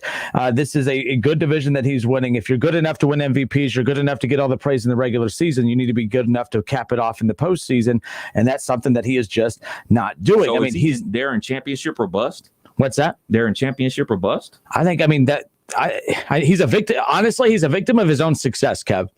Like Patrick Mahomes is kind of the same way. Both of them are victims of their own success, where the timeline has been sped up for both of them as far as they don't get that bubble period. Look, Joe Burrow has his rookie year. He has this year and next year to grow within the offense, to grow within the team's success if it ever comes. To where Lamar, there was success right off the bat. So even if he starts, we're going to look at it as him declining. When you play so great at the beginning, you win an MVP in year 2, and then you start declining. I don't think it's him declining. I think it's the bumps along the way of being a young quarterback. But at the same time, he's expected to get better each year. And because he won an MVP in year 2, and they won 14-2 in year 2, and then they go 11-5 the next year. Look, we're not looking at all the caveat that played into the COVID season. We see 11-5. We see a guy that did not, half the league had more passing yards than him. He didn't throw the ball very well. QBR was in the dirt. Didn't throw for hardly any touchdowns. And then in the playoffs, again, didn't even throw a touchdown in the playoffs. Now, luckily, they didn't get that win against the Titans. But if you can't throw against the Titans defense that the Bengals torched, that the Browns torched, that everybody torched, that's a problem. I just think at some point you do got to be concerned about the playoffs, because the playoffs is what matters. At the end of the day, you can go you go 16, 17-0. It don't matter if you're losing the first game of the playoffs. The playoffs definitely matters. I mean, it's one and done. It's like the NCAA tournament, but I can't overlook the regular season, especially in the NFL, because I think without the regular season, you can't get to the playoffs. And I mean, your legend is born in the playoffs. Those legendary moments that that Joe Montana had, those happen in the playoff games versus the Giants and in the Super Bowls and things of that nature, for sure. But I think that we can't just overlook the regular season, because just best believe if the train goes off the track for him in the regular season and he doesn't even make the playoffs, or they don't even contend for a playoff spot, then there would be some room to worry. I mean, we were talking about this last year with the Browns. I just think that people they can't switch their minds to the way that this quarterback in particular plays the position. And we have it set in stone in our heads how a quarterback should play, how a quarterback should look, how it should go. I just believe there's a million ways to get the things that you want accomplished. I don't think there's one cookie cutter way to do anything in life. Well, until a running quarterback wins the Super Bowl, that perception is not going to change, because we've seen the running quarterback can win in the regular season, and then we see it not work in the postseason. That's why it's important that Bateman and these guys that they got, I'm hoping that that's what leads to his passing game taking off, because that pass game with that run game, no, the league will not stop that. Not the Browns defense won't stop it. The Steelers, the Bengals definitely won't. But nobody's stopping that offense if he could all of a sudden, his pass game opened up because he has weapons. But as of right now, until, I said, look, Lamar does things that no other quarterback in the NFL could do. But every quarterback in the NFL does something he can't do, and that's pass. So until he can learn to pass at a high level to match his running game, it's going to be a problem. So what are you looking for him to justify passing? Like what type of numbers, since you're a numbers guy? Let me ask. Baker Mayfield last year, including me and a lot of people, were like, oh, he ain't it. Because he had how many games of not throwing over 200 yards? So how come that we do that to him, but with Lamar we make excuses? Not me. But that doesn't work in the NFL. You have to throw the football. What did I say about Baker Mayfield last year when you was ready to trade him? Give him a chance. Give him time. And then what happened throughout the regular season? He got better and better and better. Because he could pass the football. Lamar can't. Baker needed 8 games. Lamar needs 3.5 seasons. What's going on here? But no, I'm saying I'm consistent about my thought process about anything in life, not just sports. I'm talking about anything in life. Give people a chance to adapt. Give people a chance to do. But what does that mean? What's that timetable like? But no, what I'm saying is you were ready to trade Baker Mayfield because it didn't look the way you wanted to look. Well, I was saying, they're winning games, which is the most important part. 2, it's a new offense. Give him a chance to get his feet wet. They didn't have a preseason. You were ready to ship him out. And then by season's end, Baker Mayfield was playing like at a top 3 level quarterback in the NFL. So that's my whole point. But the Browns were not in a position to have time to wait for him to catch up. They had spent too much money. That roster was too complete. They were not in a position to wait for him to develop. And luckily, it did work out. But at the same time, we're talking about Baker developed within a 8-game window. Lamar's been a quarterback for 3.5 years and still can't pass the football. So what's the amount of time that you wait for Lamar's arm to catch up? So what was his QBR? By the way, cutting Lamar is not even an option. That's not even what I'm saying. So what was his QBR, his MVP year? I don't know. I didn't look that up. I can look it up. But the point is okay, so if he has a good QBR, so what? He can't pass the football. So, but you bring up QBR, it's bad, but if he has a good one, it's still good? But no, because you're talking about the regular season. We know he could play in the regular season. He's the James Harden of the NFL. So Show up in the playoffs. So the only thing that matters is the playoffs? You're really asking that? Yeah, I'm asking. Yeah. So all you're very knowledgeable, dude. That's the weirdest thing I've ever heard you ask. So all the regular season wins that the Browns had don't matter, right? They're not going to matter this year. They're not going to matter 10 years in the future. It matters if it complements the postseason, but eventually fans were not. So here's an example. The Cincinnati Bengals years ago. I remember I had just started here, and I remember there was that last year that they made the playoffs. The regular season, it was just boring. Fans didn't care. Fans were just like, it doesn't matter what you do in the regular season. You better get that win in the postseason. Every team's story is different. Every team progresses differently. If you're talking about, Joe Burrow, Kev, if Joe Burrow wins 8 games this year and doesn't make the playoffs, fans are going to go crazy because they won 8 games and they're winning more and they seem to be going in the right direction. Lamar doesn't get that luxury because from the time he took over, he led him to the playoffs. Second year, he wins an MVP. Third year, 11-5. He still had a great year. I'm not even it sounds like I'm beating him up, but he had a great year. But because it wasn't as good as that second year, now it's like, well, is he taking a step back? But the only thing that's been constant is when he gets to the postseason, Lamar shows up where those stats they plummet. And when those plummet, the results plummet too. So it's like that's what I mean by that is yes, those postseason stats matter because they all tell the same story. I know it sounds like I'm hating on Lamar, but at the end of the day, right now, every situation is different. When Cincinnati won all those games in the regular season throughout that run with, Marvin Lewis, it didn't matter. And it got to a point where Bengals fans were and even all of us, and even Marvin Lewis, when the Bengals started winning, everyone was drooling over him. Oh my gosh, he's got us winning. You're talking about I haven't answered anything. Sorry. Window of the team. So okay, there we go. So you're talking about the window. I got you. I can totally vibe with you talking about that.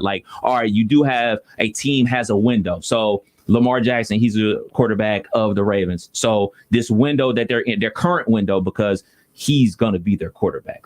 And he's going to take a lot of money. And then it's going to be well, man, that might be the best. These might be the best teams he ever plays on because of the way the money's structured. Not his fault. That's just the way the NFL is structured. So in this current window, because I believe especially when you're a quarterback, you have multiple windows. Like, Russell Wilson, his rookie contract, that was a window. And then when he got a raise, that was another window. Now that he's the highest paid player on the team, this is the third window. So in this current window that he's in, what are you looking for in this 1, 2, 3, 4, fifth season of his career? No, fourth season. What type of numbers would justify, or you're not even looking at the numbers? It's not about the number. It's honestly, it's just a results-based thing at this point, because they could win 11, 12 games this year, which they're projected to, and I believe that they will. I mean, they could end up winning this division by half a game or a tiebreaker with the Browns or what have you. But let's say that he throws for 4,000 yards, and let's say that he rushes for 1,200 yards, and he's off the charts and everything. And then the postseason shows up, and then he throws for 140 yards and an interception, no touchdowns, QBR. Whether it's right or wrong, that stat line will matter. The regular season won't, but that happens. It's a different sport. But the NBA, I'm going to use Giannis as an example. He's crowned a champion this year. It capped off what has already been a fun run for him. I mean, 2 MVPs, but the league was getting bored with him. Fans were getting sick of it. They're like, okay, we've seen you win 2 MVPs. Now we're over that. Russell Westbrook wins an MVP. Okay, cool, but can you win a championship? That's where we're at with Lamar Jackson in the NFL too. Peyton Manning was like that. Great regular season stats, and then his stats plummeted in the postseason. It took a while before finally he started winning. Now, to your point, it took a while, but we live in the now. Our analysis is based on the now. For sure. And I think that, but we never questioned whether Peyton could pass. We knew he could pass, but can he pass on the games that matter? Lamar, he's shown signs of being able to pass. Can his pass games show up on the games that matter? So they can go 16, 17-0 for 3 straight seasons, and he could be the MVP in those seasons. But if he doesn't show up in the postseason, now we're having a separate argument. I think is this about, can a running quarterback do this? I think we're having a bunch of little small arguments instead of big picture. I think he's a quarterback that can run and has the ability to run, and they use that ability to emphasize their running game as well, because those running backs, Dobbins and Gus Johnson and everything like that, they benefit because his ability to run the ball. And when you're a zone read quarterback and you're running zone reads, you keep a linebacker out of the box. And sometimes you keep a defensive end and a linebacker out of the box. So you're able to gain more yards on the run, just them. Just the running backs, not even just the threat of Lamar opens it up for other people. So like that aspect has to stay with their offense, because you will be wasting him. Like if you really just like, all right, Lamar, we want you to turn into Dan Marino, you're wasting his talent. You're wasting a part of his gifts. You're wasting a part of his talent. So you have to keep that element in there, because it maximizes the running game for the running backs. And like if he actually keeps it on his own read, he could take it to the house at any moment. So you have to keep that ability in there. Yeah, he has to grow as a passer. Like, there's no question about it. Like, I'm looking at some of these beloved stats right now. So I'm looking at rookie year, 58% completion percentage. His MVP year, 66. Last year, 65. The big thing that's jumping out to me on the stats is the sacks. That's what's jumping out for me. He's got sacked 29 times last year, 23 times his MVP year. And also last year, he fumbled the ball 5 times. Those are the stats that pop out to me. Like, you got to protect the ball, especially if you're going to be a quarterback that's going to keep it on the edge on the zone read. So fumbling the ball, that ain't going to work. And you got to be able to throw the ball away. So taking 29 sacks ain't a good thing either. And because it ain't the offensive line, because they got one of the best offensive lines in the league. So a lot of that comes from him holding on to the ball. So he needs to learn how to throw the ball away and protect the ball much better. But I don't think it's a matter of him needing to throw the ball away. I don't think he's even attempting to throw. I think a lot of those sacks are he's rolling out with the intention of running, and he's getting tackled behind the line of scrimmage with no intentions of throwing to begin with. So that, like, it kind of reminds me in the NBA when you're the point guard. Oh man, he turns the ball over a lot. When the ball's in his hand the most, and the way he plays, he's passing the ball out. So he's going to have more passes. He throws out of bounds a little bit more than what the power forward or the center would. So there's that. But with Lamar, I know what you're saying, and I don't think that for those asking him to become a better passing quarterback, I don't think they're asking him to run less. I think what people are saying is that you're winning games because of your ability to run the football, but you're losing games because of your inability to pass. No one's denying the talent of what he could do with the run. In my opinion, they're winning a ton of games and doing it all because of what he could do with his legs, but where they're coming up short is because what he can't do with his arm. And until that aspect gets better, his pass game will never match his run game, because Patrick Mahomes' pass game still doesn't match the dominance of his run game. Like, that's how off the charts his run game is. But that pass game needs to step up and get to at least at the very minimum average Baker level. Like, it just needs to be, and then the versatility of, all right, if a defense does take my run game away, can I beat you with my arm? And in the playoffs, when the run game's taken away, his arm hasn't been good enough to overcome that. That's what they're going to be looking at. These receivers, though, I think they're the ones that are going to put them in position to get it done. And we'll see. They just need to stay on the damn field. Tylan Wallace. That's the one that people should keep an eye on. He's the guy that from Oklahoma State, the wide receiver. He's the one that Hollywood Brown needs to worry about. He's the one coming for his job, because Hollywood Brown, as fast as he is and all those dynamic things he can do down the field, he can't make the routine catch. He's not making that catch across the middle and hanging onto the ball, or taking that 5-yard hitch and taking it 80 yards like he did at Oklahoma. But Tylan Wallace has much better hands than him. So look for Tylan Wallace to make a big impact for the Ravens if they want to make an impact in the playoffs, the precious playoffs. Yeah, catching that football. You hear that, Jamar Chase? You got to catch that football. Pick number 5 overall. Catch that football. You weren't drafted at number 5 overall to drop footballs. You're supposed to catch them. Oh, but he's catching them against a Woozy. I can catch passes against a Woozy. Uh-oh, challenge. Challenge accepted. It's a Woozy. One man's trash is another man's treasure. Enjoy him. He's not trash. I hate to use that word trash for athletes. He's not trash, but the saying, it fit. But he's definitely not trash, but he is on the Bengals defense, so take that as you will. Chad on Facebook says, always got to throw the Browns in there. Well, yeah, the Browns, it's not like the Browns are bad and I'm forcing them in the conversation. The Browns and Ravens will be fighting it out for the division. That's common sense. That's not a homer approach. That's just common sense. All right, we'll be back in a moment. It's Justin Kinner Show with Kevin. See, now you got David Shaw looking at a bunch of Lamar stats. He's trying to combat everything you say, Kev, worse than me. Bring it on, man. Bring it on, Shaw. Bring it on. Bring it on. I mean, because if Lamar doesn't have a good season, his head coach should be hanging out with his brother, taking more money from Michigan. Aye. We'll be back in a moment. Don't go anywhere. It's the Justin Kinner Show with Kev Nash, presented by Orion Sports Medicine. ESPN 1410 Wing AM weather. This afternoon will be mostly cloudy with a chance of showers and thunderstorms, a high near 90. Tonight will be mostly cloudy, also with a chance of showers and thunderstorms, a low around 72. And tomorrow will be partly cloudy, hot and humid, a high near 92. I'm Pete Spivak for 1410 ESPN Radio. Weather is brought to you by Cullet Propane, making buying propane easy since 1952, offering budget billing and pre-buy options. Find out more at culletpropane.com. Fall is just around the corner. Lowe's has what you need to change with the season. Like our new lower prices on select bagged mulch starting at $2.88 per bag. And American Gourmet 3-burner gas grills was $149, now $129. Fall together with Lowe's this Labor Day, in-store and online. Lowe's, home to any budget, home to any possibility. While supplies last, selection and product availability varies by location. Valid 8/19 through 9/8, U.S. only. Mulch offer excludes Alaska and Hawaii.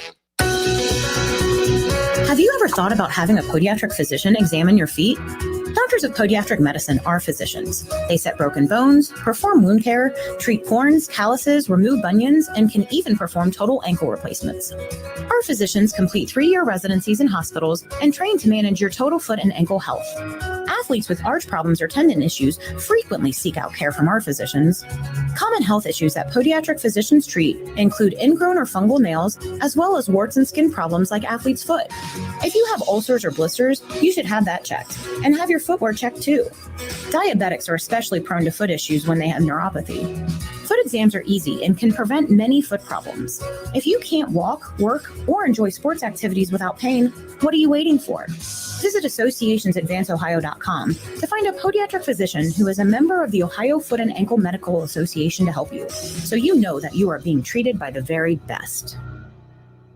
Staples Connect has everything for back to school at amazing prices. Right now, Crayola 12-count colored pencil bonus packs, 10+2 Crayola marker bonus packs, and Staples pencil boxes are just 97 cents each. Plus, Staples 3-ring binders are only $1.88. With savings like that, your student won't just be ready for school, they'll be totally prepped for the first day. Ready. It's showtime. Visit your local Staples or staples.com/back to school today. Ends 9/18. Limit 30, except no limit on binders. Prices may vary online.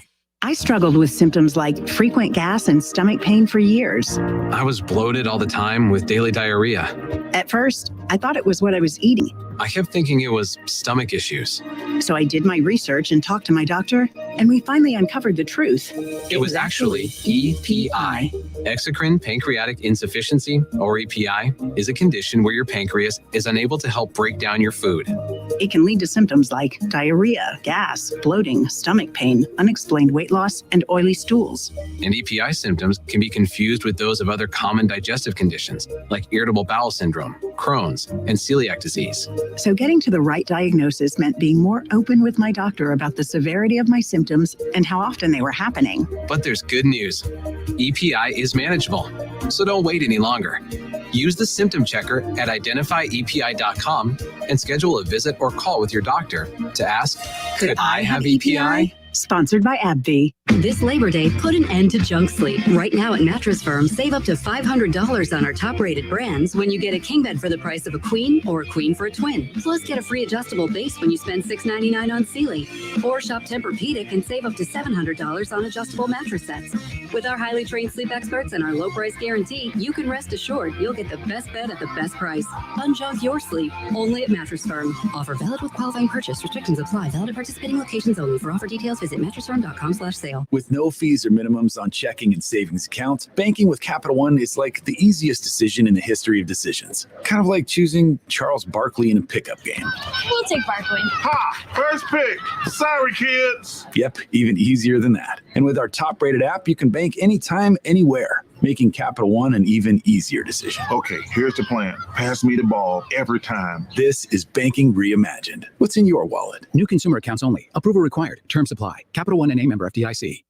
Hey, here to tell you about my friends at Cordell Transportation. They're now hiring Class A CDL drivers and offering a $5,000 sign-on bonus. That's right, a $5,000 sign-on bonus, home daily, dedicated lanes, and no-touch freight. Brand new equipment as well, medical, dental, vision, and company-paid life insurance. Call Cody right now.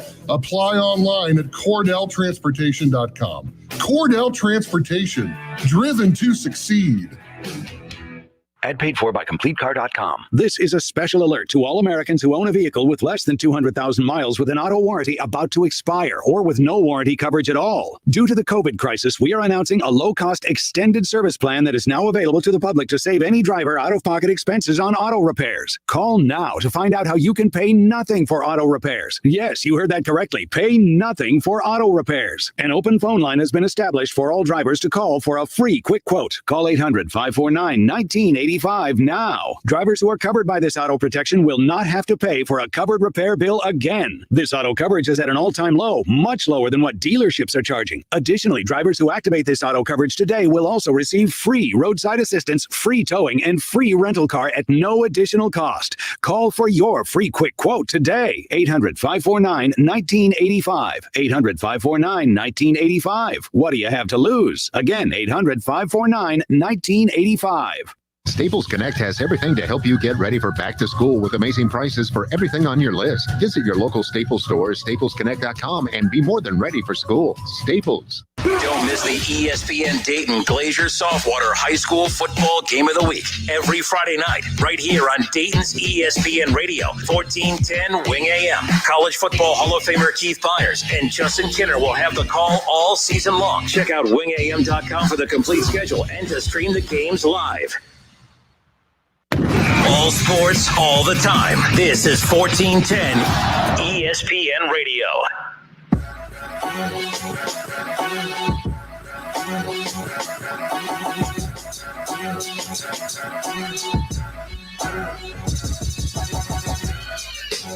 The Justin Kinner Show with Kev Nash, presented by Orion Sports Medicine. Cincinnati Reds still hold a one-game lead over the Padres in that final wild card spot.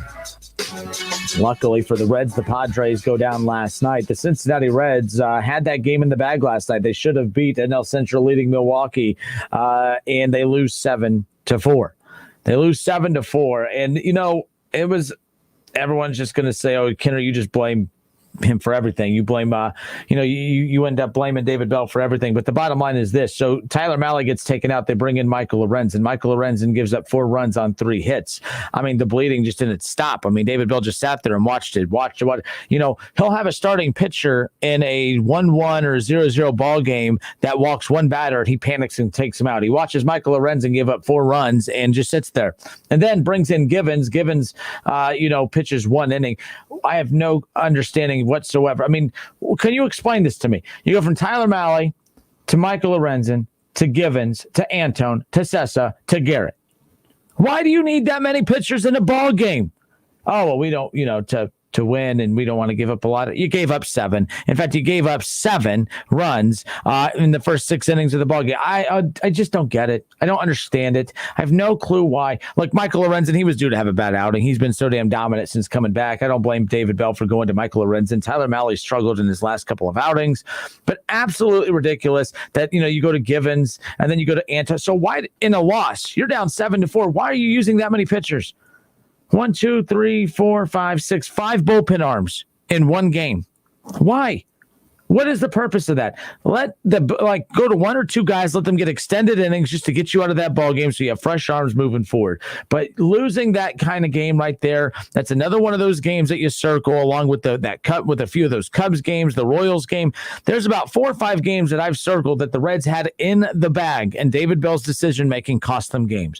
Now, in 162 games, of course, every decision David Bell makes is going to lead to the outcome of a game. There is no ties in baseball, so it's as simple as win or lose. And every loss, you could sit there and circle a decision that David Bell has made at some point throughout the game and say the game was lost in the 6th inning.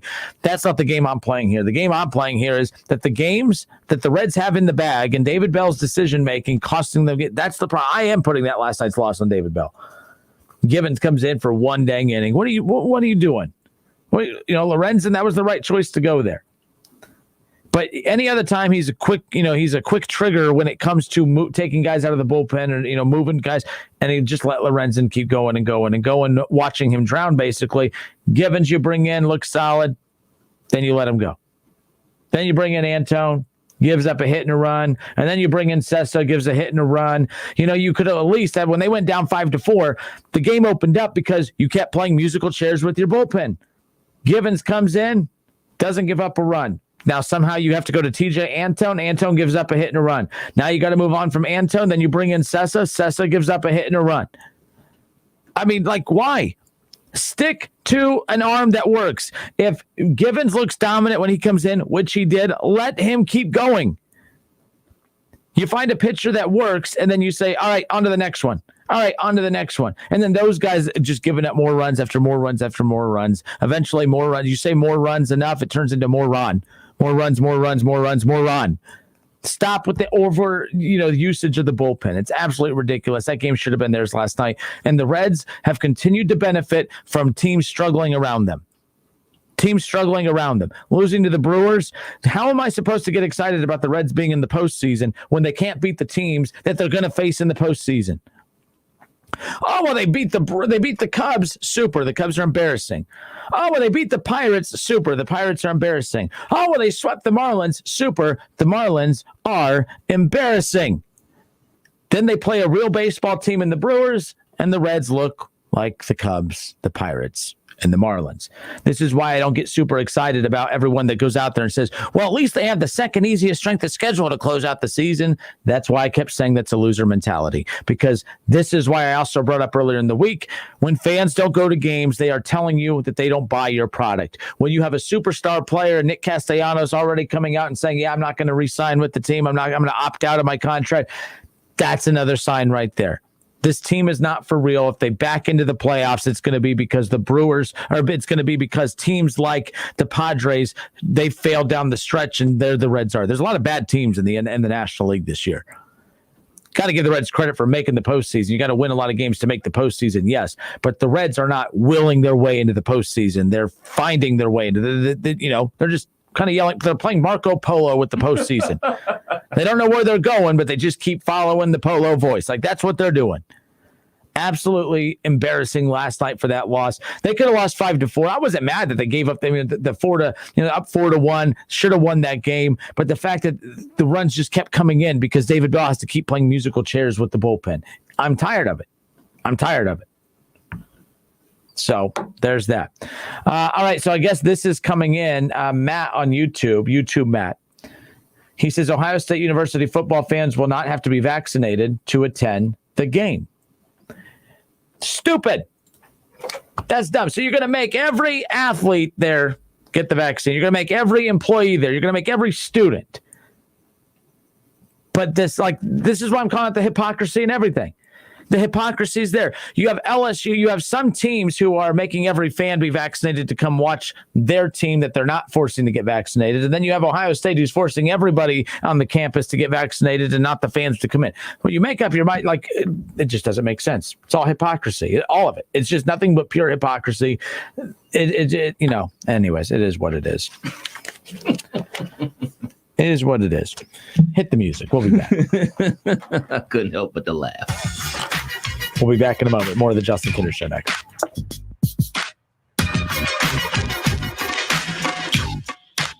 It's the Justin Kinner Show with Kev Nash, presented by Orion Sports Medicine. Hustler Turf commercial mowers are built tough to work hard. Whether you need a fleet of mowers or are a one-man show, you don't have time for downtime. Hustler mowers are over-engineered, overbuilt, and tested well beyond what is required with the most complete lineup in the industry, including exclusives like a 104-inch Super 104, an 88-inch stand-on, and industry-leading warranties. Hustler mowers are ready to handle what you throw at them. Build your fleet to be reliable and versatile with Hustler Turf. Visit Small Engine Service Pros in New Carlisle today. Of all the things you do to protect your health, none is more important than staying on your medication. And here's a little encouragement. At CVS, you can earn up to 50 extra bucks rewards each year just for filling your prescriptions. That's healthier, made easier. Visit your local CVS to sign up and start earning now. Terms and conditions apply. Not available in all states. See cvs.com/RX rewards or the pharmacy for details. Staples Connect has everything for back to school at amazing prices. Right now, Staples comp books, 2-pocket poly folders, 24-pack Crayola crayons, and 8-pack Pep Rally No. 2 pencils are just 50 cents each. So your student won't just be ready for school, they'll be first day of school pop quiz ready. It's showtime. Visit your local Staples store or staples.com/back to school today and get more than ready for school with amazing prices for everything on your list. Ends 9/18, limit 30, prices may vary online. Hi, this is Sales Manager Jason High of Germain Honda Beaver Creek, personally inviting you to take advantage of the 0% financing on the Honda HR-V, Passport, and Pilot. Germain Honda has over 200 new Hondas to choose from, including the redesigned 2021 Honda Ridgeline and the 2022 Honda Odyssey, plus over 30 of the brand new 2022 Honda Civics to choose from. Now that's a selection no one else in the region can claim. Route 35 just east of 675 between Xenia and Beaver Creek. Germain Honda Beaver Creek, the right car, the right price, the right way.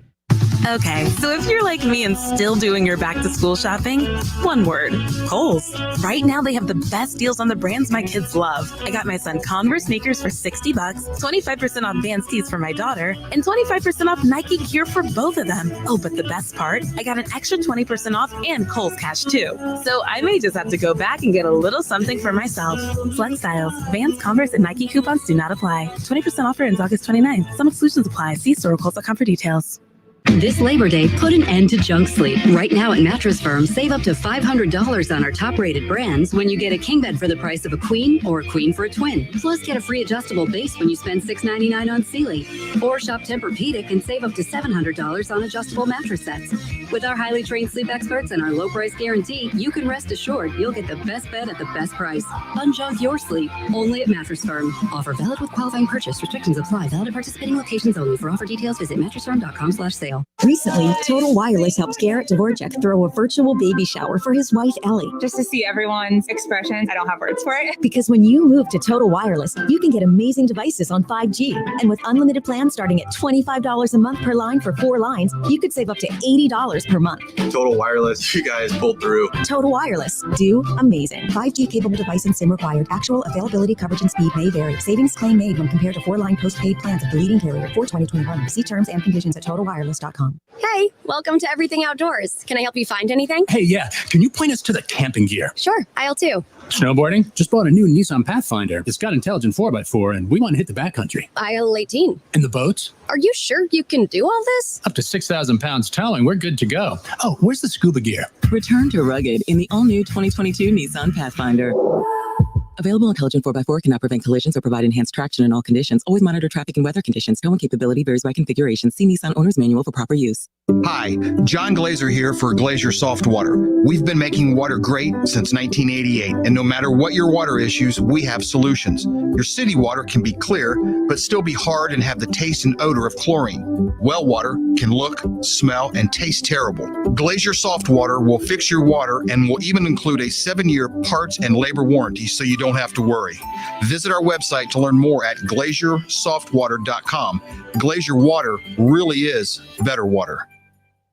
Attention Class A CDL drivers. Looking to be more than just a number? Yoel Transportation in Dayton is looking for drivers with at least 1.5 years experience. Yoel has open positions for no-tarp flatbed drivers and no-touch regional or local van drivers. Yoel is ELD compliant and offers 401k with match, medical, dental, vision, holiday pay, vacation, safety bonuses, and now has rider policy. Call Rick or Joe at 937-294-5933 and ask about the $5,000 sign-on bonus today. The Montgomery County Clerk of Courts Help Center brings the courthouse to the community with its weekly outreach programs to local churches, libraries, and community centers. We help you navigate the legal system. Find a location near you at courthouse2u.com. Brought to you by Montgomery County Clerk of Courts Mike Foley. Get a king bed for a queen price at Mattress Firm and save up to $500 on top-rated brands like Sealy and Sleepy's. The Justin Kinner Show with Kev Nash, presented by Orion Sports Medicine. Weekdays at 3 p.m. right here on Dayton's ESPN radio station, 1410 Wing AM. College football playoffs, Browns, Bengals, Buckeyes, and more. Catch the Keith Fire Show Mondays at noon on 1410 ESPN Radio.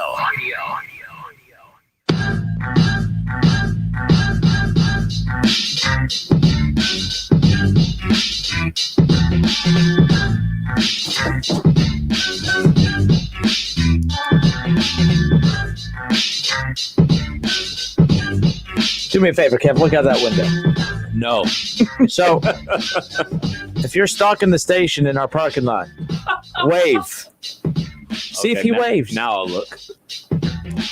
See, is he waving? If you're stalking, not yet. There's sometimes like a 30-second delay, right? If you're in the parking lot in a minivan in a green shirt, roll down the window and wave your hand. Flash your lights or something. Or just, here's an idea, go away. Ever since I had that ice cream thrown at me, I get a little weary of why people are parking by my car. Where was I? I was on vacation. You were on vacation. Okay. Yeah. Nora was more mad than me. I was like, oh, this is going to make a great story on the air, so I cannot wait to get back to work that day. Who day throws an ice cream cone at my car. Oh, drives goodness, off. Man. See now, is he waving yet? Oh, no, he's not. I thought he was. I was going to say, don't do that. I heard this place is nice to live in. I just won't leave. It's the Justin Kinner Show with Kevin. This has been a weird day. It's been a weird day. I'm all jacked up on coffee with extra espresso. I don't even know what espresso is. What the hell is espresso? A bunch of caffeine. Oh, yeah, it's working. It's to the point where I can't slow down when I talk. Like, I'm just rambling. Now, more than usual. I ramble all the time. No, there's this weird van parked out here, and I'm like, I'm not leaving. Kev, you leave, and if he does something to you, I know to stay in here. Great. Who day and throw an ice cream cone at you, and off you go. Well, here's the good news. At least he isn't parked by your car. Wink, wink. Yeah. Shaw said, it's not me. Stop thinking that. No, we have an idea who it is, Shaw. Yeah, that's the unfortunate part. I'm not afraid of Shaw. All right, lots still to get into. You want to do our over-under finally? Sure. Over-under. NFL win totals, according to Las Vegas Insider. We'll get to that here 5 minutes from now, top of the hour. Don't go anywhere. Plus, I'll also have the audio from the Keith Byers show earlier this afternoon. He says, you should be. I'm not. You're not even intimidating in the slightest. You bark like a chihuahua. You bark like a chihuahua. You wonder why you get ice cream cones thrown at you. Who day? What is the stupid chant anyway? It's the dumbest chant I've ever heard. Like, it really I won't is. Be saying it. Who day? They ain't gonna beat them Bengals. Everybody thinks they're gonna beat them Bengals. There's nobody out there that they think, the Bengals are better than them. In fact, I'll prove it to you. Vegas Insider's win totals next. Who day? It's the Justin Kinner Show with Kev Nash on 1410 ESPN Radio.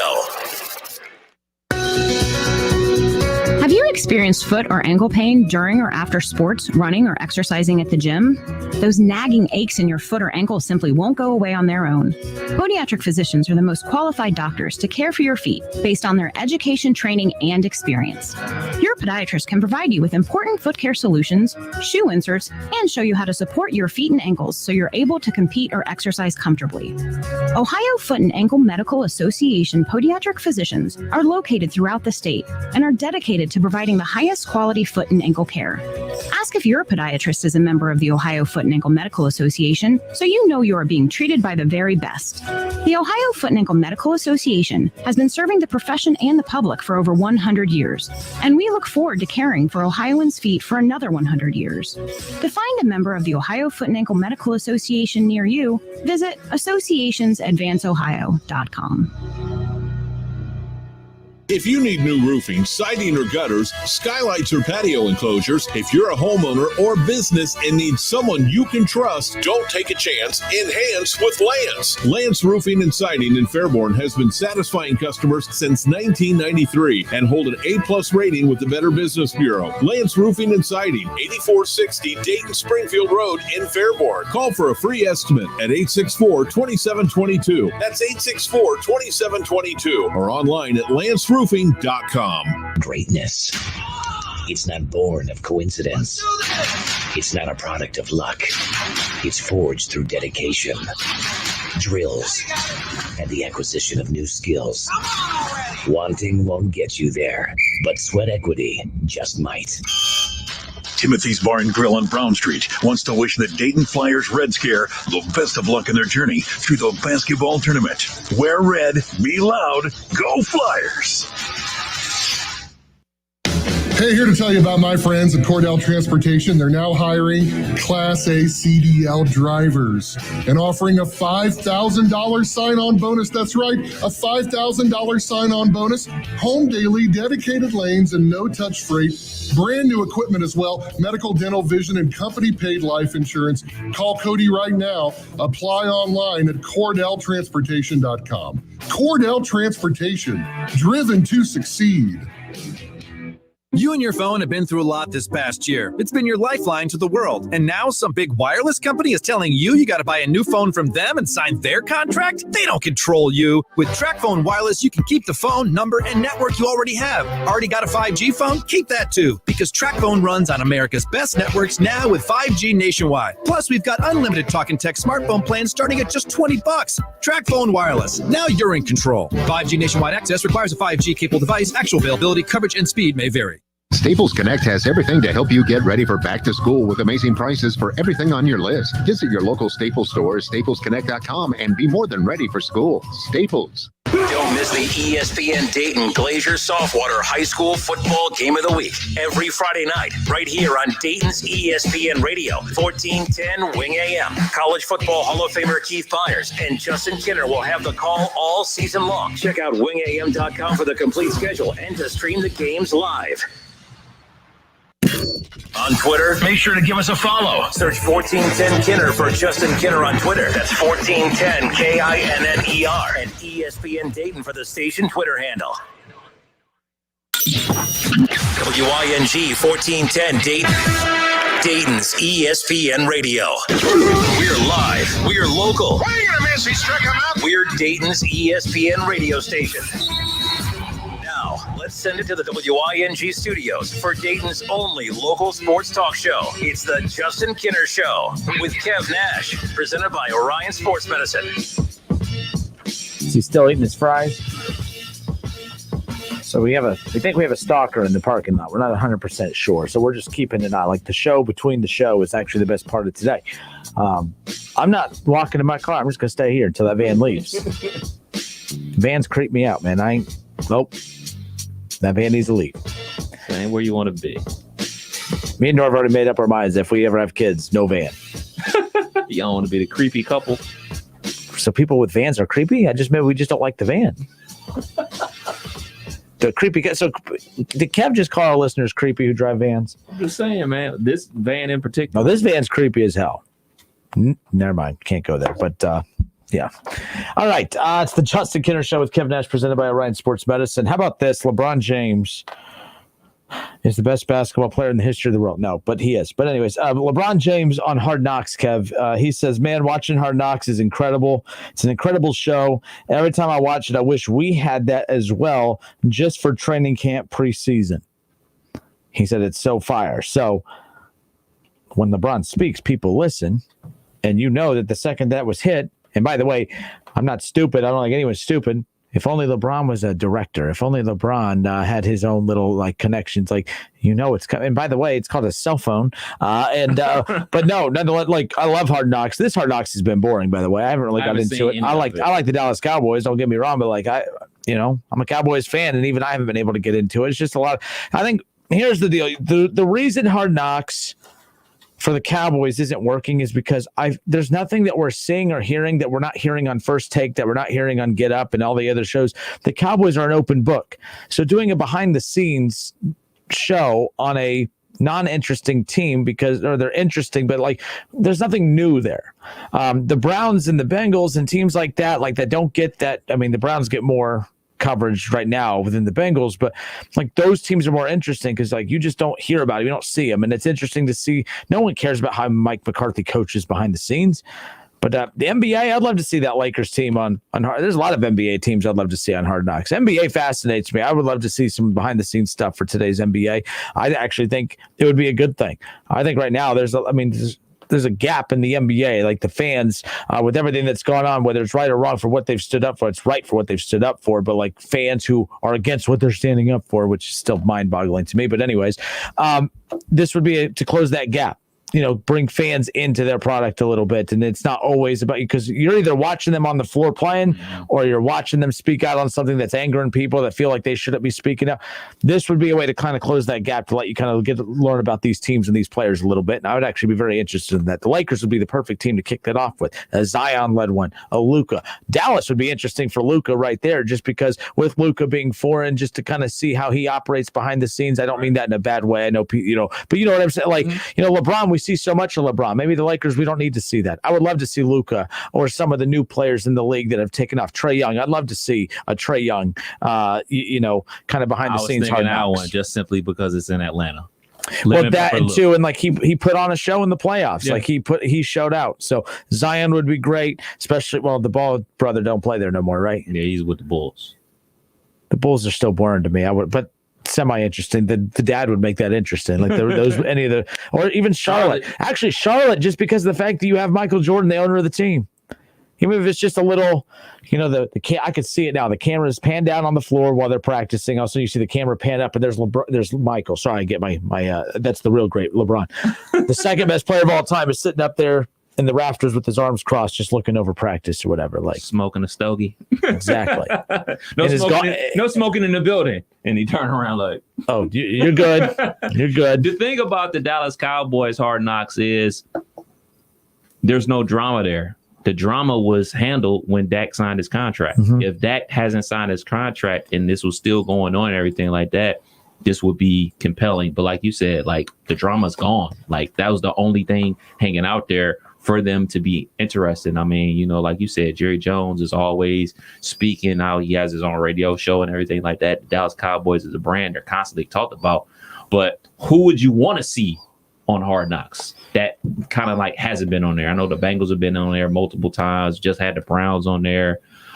We had the LA teams on there last year with the Chargers and the Rams. So who would you want to see on there? I mean, we've had that conversation before, especially when it was announced that the Cowboys would be on. I mean, that's why the NBA. I would like to see an NBA team in there. I mean, Hard Knocks is branded around football, but I mean, I would love to see that series expand out. As crazy, baseball would be fascinating to me. I'm actually more interested in how baseball operates behind the scenes. Like, I think we get a lot of visuals of basketball and football. We get a lot of the behind the scenes there. Baseball is it's buttoned up a little bit. You're not privy to a lot of stuff behind the scenes. I would love to see, like, if there's a Hard Knocks baseball version of the Reds, I would love to see, because in all seriousness, I always poke fun at David Bell. David Bell, when you hear him do press conferences, how does that dude interact with his team? Is that Stalker still there? He's gone. He's gone. I think he just popped in to eat his food. It's a nice parking lot, secluded. No one's out. That's it. Just give out the secrets. It's perfect. But no, seriously, David Bell, it fascinates me because I see how he talks in these, and we've had him on the show and everything. And I'm just like, there's just no personality there. It's very dry, very kind of just dull a little bit. I know I sound like I'm being mean here, but I can't imagine. So is that his person? Hey, Joey Votto, I think you're playing really well. Do you mind batting fourth tonight? Okay. No, he has to be different with them, right? I hear that about a lot of coaches like Nick Saban and, even Urban. Urban looks so dry on the sidelines, but every time you talk to former players of his, they're like, no, the personality is like night and day. Like, people aren't privy to the personalities of these guys behind the scenes. And I would love to kind of see that. I actually think baseball would benefit more from a Hard Knocks type show than football or anything else. Football is just football content and people drool over it. Baseball needs Hard Knocks. Down to spring training. Yeah, like football doesn't need Hard Knocks, but we'll watch it. Baseball needs Hard Knocks. I think honestly, baseball needs a show like that to be able to kind of get people into it a little bit. So there you go. He's back, and he's moved parking spots. He's gotten closer to another vehicle that's in the parking lot. The vehicle is it owned by someone in this room? It is owned by somebody in this room. Yeah. All right, I'll go out first. Holy moly! All right, let's hit the ground running here. Literally running, like we have to run away. NFL music. Kev Nash brings you over under. No, NFL music. Oh, I thought we were because I'm bringing you the over under. Kev Nash ain't bringing nothing today. Got to eat. You better warm up. You're gonna have to run whenever we get off work here. All right, so 2021 NFL win totals according to Vegas Insiders, the over under. Now, I'm going to throw out what Vegas Insiders has the win total being for these teams, and based on what we know right now, just on reports coming from training camp in NFL preseason and what we've seen and hear thus far, over under on some of these, and then at the end I'm going to give you some of my 4 locks for entertainment purposes only, for those of you who love to pretend to gamble. Wink, wink. All right, so Kansas City Chiefs, the Kansas City Chiefs, they have the highest win total of all of these teams right now in this, at 12.5. The Kansas City Chiefs win total is at 12.5. Over under the Kansas City Chiefs in 2021. Remember, 17 regular season games. The over. I'm going over. The Kansas City Chiefs go over. That extra game is going to push them over. Didn't they win 13 games last year? Yeah, they're going over. 13 games, and Patrick Mahomes missed a few. Patrick Mahomes, if you remember, wasn't playing great football, but there was a little stretch where he kind of taken a step back a bit. But that offensive line, I honestly think that a loss in the Super Bowl, sometimes that breaks down a team and teams struggle. Remember, every year the loser in the Super Bowl always seems to take a step back that next year. I think that Patrick Mahomes needed something like this because Patrick Mahomes came into the league just kicking ass. He wins an MVP, wins a Super Bowl, gets back to the Super Bowl in year 3, and it's like he needed to be brought down a peg or two. He was brought down a peg or two with that offensive line being beat up the way it was in last year's Super Bowl. So I'm going to take the over as well. Even if it's just by a half game, I'm going to say they win 13 games, 13-4. 13 wins doesn't sound that bad. It's the 4 losses that I'm like, where are those 4 losses coming? Well, I tell you where one's coming. Week 1, baby, the Cleveland Browns. All right, the Tampa Bay Buccaneers, their win total, Kev, is at 12. Over under 12 wins for the defending Super Bowl champions, the Tampa Bay Buccaneers. Am I allowed to cheat a little bit and look at their schedules, or I'm just no? Look at their schedule, absolutely. Okay, I'm gonna take a peek at their schedule because my inkling is to go under, and I'm going to go over because I just looked at their schedule. Over. I just remembered Drew Brees. He's retired. He's not playing anymore. And then they're going to get either a rookie quarterback in Justin Fields, or they're going to get Andy Dalton with the Bears. They got the Eagles. Over. Tampa Bay Buccaneers going with the over. All right, the Baltimore Ravens and the Lamar Jackson, who we just talked about a little bit ago. Their win total is at 11, along with the Buffalo Bills. Oh, goodness. Over under 11 for both the Ravens and the Bills. I desperately want Baltimore to go under. Desperately. I kind of need them to go under for my own personal rooting interest. I'm going to go over for Baltimore, under for Buffalo. I think Buffalo comes back to reality a little bit. I think that New England is going to be back again. Maybe not back to where they used to be winning Super Bowls every other year, for goodness sakes, but I think they're going to be back in playoff contention. So they're going to get them at least once. I think that the Dolphins are going to get them at least once. So I think Buffalo goes under, but Baltimore over. All right, then I'm going to say the same thing, that right now, for me, with the over-under being what it is, for the Bills, I'm going to take the under. That division is tougher than people give it credit for. The Patriots are going to be a lot better. I think that the Patriots actually are very good. I think the Dolphins are going to be better. The Patriots are going to be better. I just don't see the Buffalo Bills just having, complete dominance right now in this division. I think that they were solid last year, but at the same time, I still think that there's still deficiencies with that team. I'm going to take the under, even if it's a push with them being right at 11. So there is that. All right, on to the next one here on the over-under. We'll go on to the Los Angeles Rams at 10.5. Remember, no Cam Akers, but they did trade for Sonny Michel again from the Patriots. 10.5 for your Rams, who are favored to win that division, by the way. But again, it's one of the toughest divisions, if not the toughest division in football. What's the over-under again? Over-under. The win total's at 10.5. Over-under 10.5. Yeah. Under. I'm going under. I think that division winner is going to have 10 wins, and there's going to be a whole bunch of teams out there with 9 wins trying to scrape to make the playoffs, along with the Niners and the Seahawks. So I'm going to go with the under. They're going to win probably 10. All right, I'll take so the San Francisco 49ers and the Cleveland Browns are also at 10.5, their win totals. San Francisco 49ers, 10.5 wins, over, under. I'm going to go with the under. I'm going to go with the under because Jimmy G, he's going to win some games, and then eventually they're going to pull him and put in the young buck, and then they're going to start to lose games. Like that steady hand that Garoppolo has is kind of a la, Teddy Bridgewater, not blown away by anything that he does, but he, quote unquote, doesn't lose games and everything like that. So I think they're going to go under, and it's not going to be the defense's fault. It's going to be kind of just like not high powered enough on offense to win double-digit games. So I'm going to go with the under. And then for the Browns, we'll pause on the Cleveland Browns because that's where we'll step away for a few moments. It's the Justin Kinner Show with Kev Nash, presented by Orion Sports Medicine. Win-loss totals. Again, the over, the under for all NFL teams. We got the Cleveland Browns coming up. The Cleveland Browns win-loss total is at 10.5. Over, under 10.5 wins for the Browns. We'll pick up where we left off when we come back. More of the Justin Kinner Show next.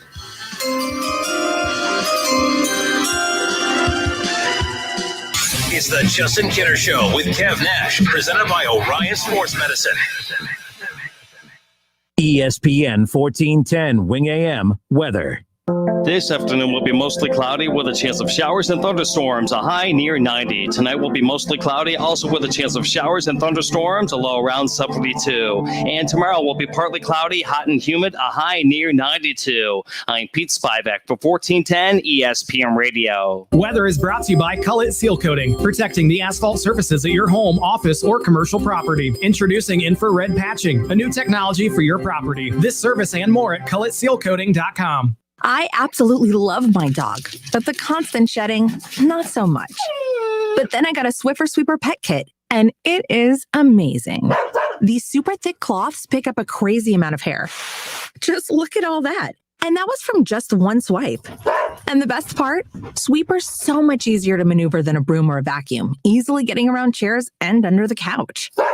You're right. Now I can focus on you, not your shedding. Swiffer Sweeper Pet Kit, because shed happens. When you're ready to buy something, the first thing you do is go online. But buying a home is different. You've got loan applications, pre-approvals, competing offers, the list goes on. That's where a Realtor comes in. Realtors have expertise and local knowledge to give you a competitive edge that a search bar just can't. And in today's market, an edge is what you need. So when you're ready to buy a home, the first thing to do is make sure you have an agent who's a Realtor. Realtors are members of the National Association of Realtors. That's who we are. Staples Connect has everything for back to school at amazing prices. Right now, Crayola 12-count colored pencil bonus packs, 10 plus 2 Crayola marker bonus packs, and Staples pencil boxes are just 97 cents each. Plus, Staples 3-ring binders are only $1.88. With savings like that, your student won't just be ready for school, they'll be totally prepped for the first day. Ready. It's showtime. Visit your local Staples or staples.com/back to school today. Ends 9/18. Limit 30, except no limit on binders. Prices may vary online. O'Reilly. It's O Rewards Member Appreciation Month at O'Reilly Auto Parts, where you can earn double, triple, even up to 5 times O Rewards points on select purchases. Get bonus points on more than 200 items throughout the store, like wiper blades, fuel system cleaners, motor oil, and more. Stop by O'Reilly Auto Parts today or visit O'ReillyAuto.com. O'Reilly Auto Parts. The Montgomery County Clerk of Courts Help Center brings the courthouse to the community with its weekly outreach programs to local churches, libraries, and community centers. We help you navigate the legal system. Find a location near you at courthouse2u.com. Brought to you by Montgomery County Clerk of Courts Mike Foley. Monster Jam. Coming to Wright State University Nutter Center, October 29th and 30th. Brought to you by BKT Tires and Direct Auto Insurance. Visit monsterjam.com for tickets and event details. Attention Class A CDL drivers. Looking to be more than just a number? Yoel Transportation in Dayton is looking for drivers with at least 1.5 years experience. Yoel has open positions for no-tarp flatbed drivers and no-touch regional or local van drivers. Yoel is ELD compliant and offers 401k with match, medical, dental, vision, holiday pay, vacation, safety bonuses, and now has a rider policy. Call Rick or Joe at 937-294-5933 and ask about the $5,000 sign-on bonus today. Mow like a pro with Hustler Turf zero-turn mowers. They engineer their mowers to be maintenance and service friendly for the everyday homeowner while not sacrificing the build and cut quality they're known for. From the heavy-duty frame to the welded steel deck to their trademark smooth track steering, Hustler Turf zero-turn mowers deliver professional-grade cut quality for a perfectly manicured lawn. Come in to Small Engine Service Pros to see the Hustler difference for yourself today. Small Engine Service Pros, 2030 North Dayton Lakeview Road, Route 235 in New Carlisle.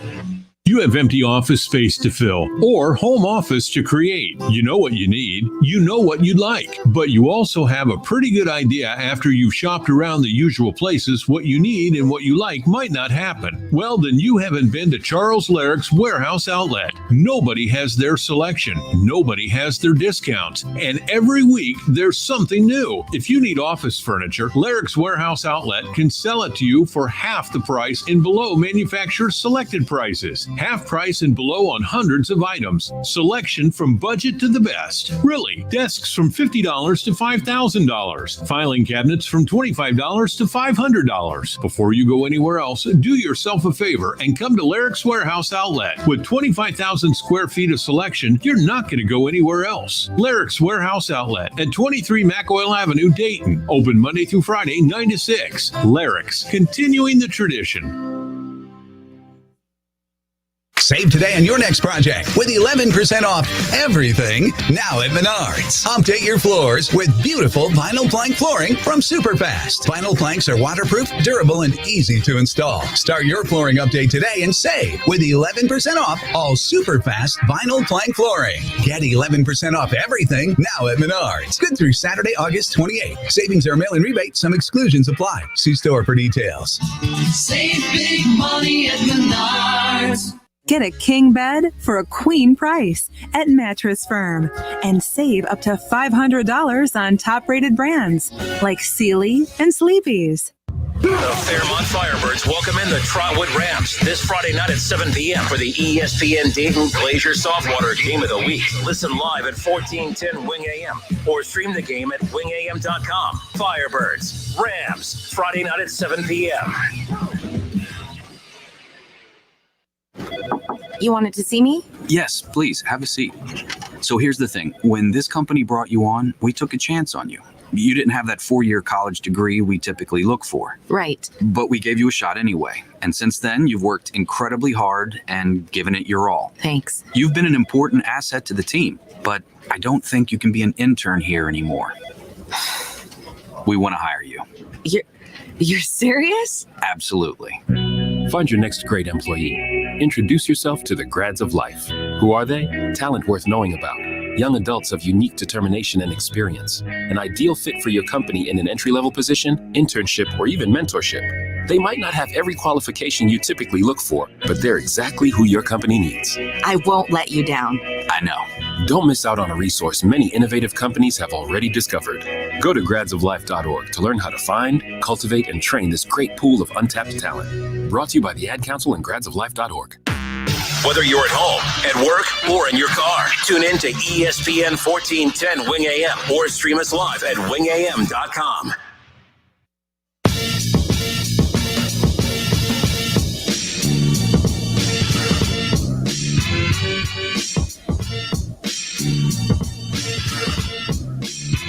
All right, we welcome you back. Justin Kinner, Kevin Nash with you here on 1410 ESPN Radio. NFL win totals for the upcoming season. Again, we're just a few games. We have one more preseason game remaining. The Cincinnati Bengals announced that Joe Burrow will get a few snaps. And Joe Burrow was asked just a little bit ago during the media availability about whether or not he hopes to get hit. I know that sounds like a weird question, but a lot of football players, they do like to get hit. It kind of gets the juices going a little bit. I don't think I want him to get hit in a preseason game, but I think that Joe Burrow, I think the one thing that's going to really be big for him is getting hit. That first time he gets hit is probably going to be a good thing because I think it's going to be that uncertainty until he gets hit, and then it's going to take getting hit a few times to start trusting himself, trusting the way his body reacts and responds. We shall see how that's going to end up panning out, but nonetheless. Earlier today on the Keith Byers Show, we got to discussing the recent changes, the recent alliance that was formed, or lack thereof. I don't even know what the heck the purpose of the alliance was yesterday, but Keith Byers is a fan of it. We talked about it on his show earlier today. I'll have that piece coming up for you around the corner. We also got into the debate about the perception of the SEC and Georgia and everybody else. I think that, when you start comparing the Big Ten and the SEC, and Kevin and I tomorrow on the show, or on Friday on the show, we're going to do we'll play a little game of the Alabama of the Big Ten is who? I think we all know that. It's Ohio State. But the Wisconsin, the Georgia of the Big Ten is who? All right, and reverse it back, if you will. The Penn State of the SEC is who? If you start comparing it conference by conference, Keith Byers talks about the total body of work when you look at those conferences. But at the end of the day, it's a situation that really comes down to kind of like what we talked about with Lamar Jackson earlier, Kev. The games that matter, the playoffs. Championships are what matter. You could be great in the regular season, as we've talked about a lot of teams being, but if you can't win the one that matters, it doesn't matter. How good has Wisconsin been? Wisconsin's been good for a long, long time. They've been good during this college football playoff era. They've never played in the college football playoff because the one team that they need to beat to solidify themselves as a college football playoff threat is Ohio State. Well, they shouldn't be punished for not being able to beat Ohio State. Well, it's not really being punished. It's called being held accountable for your whole body of work. And unfortunately for Wisconsin, they don't play on the good side of the Big Ten.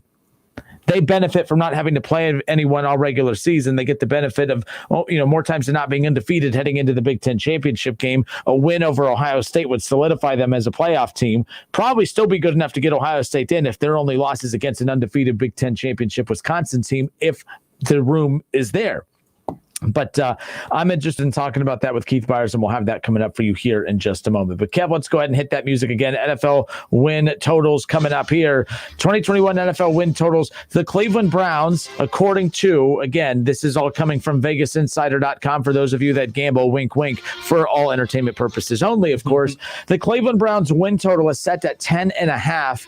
Kev, over under 10.5 wins for the Cleveland Browns. Under. I'm going to go right at 10 wins for the Browns, still making the playoffs, though. Just for what reason? Just that it? You want to fight me so bad. But the reasons, I mean, fine, I'll go for one. This is my lock, and this is a non-homer take.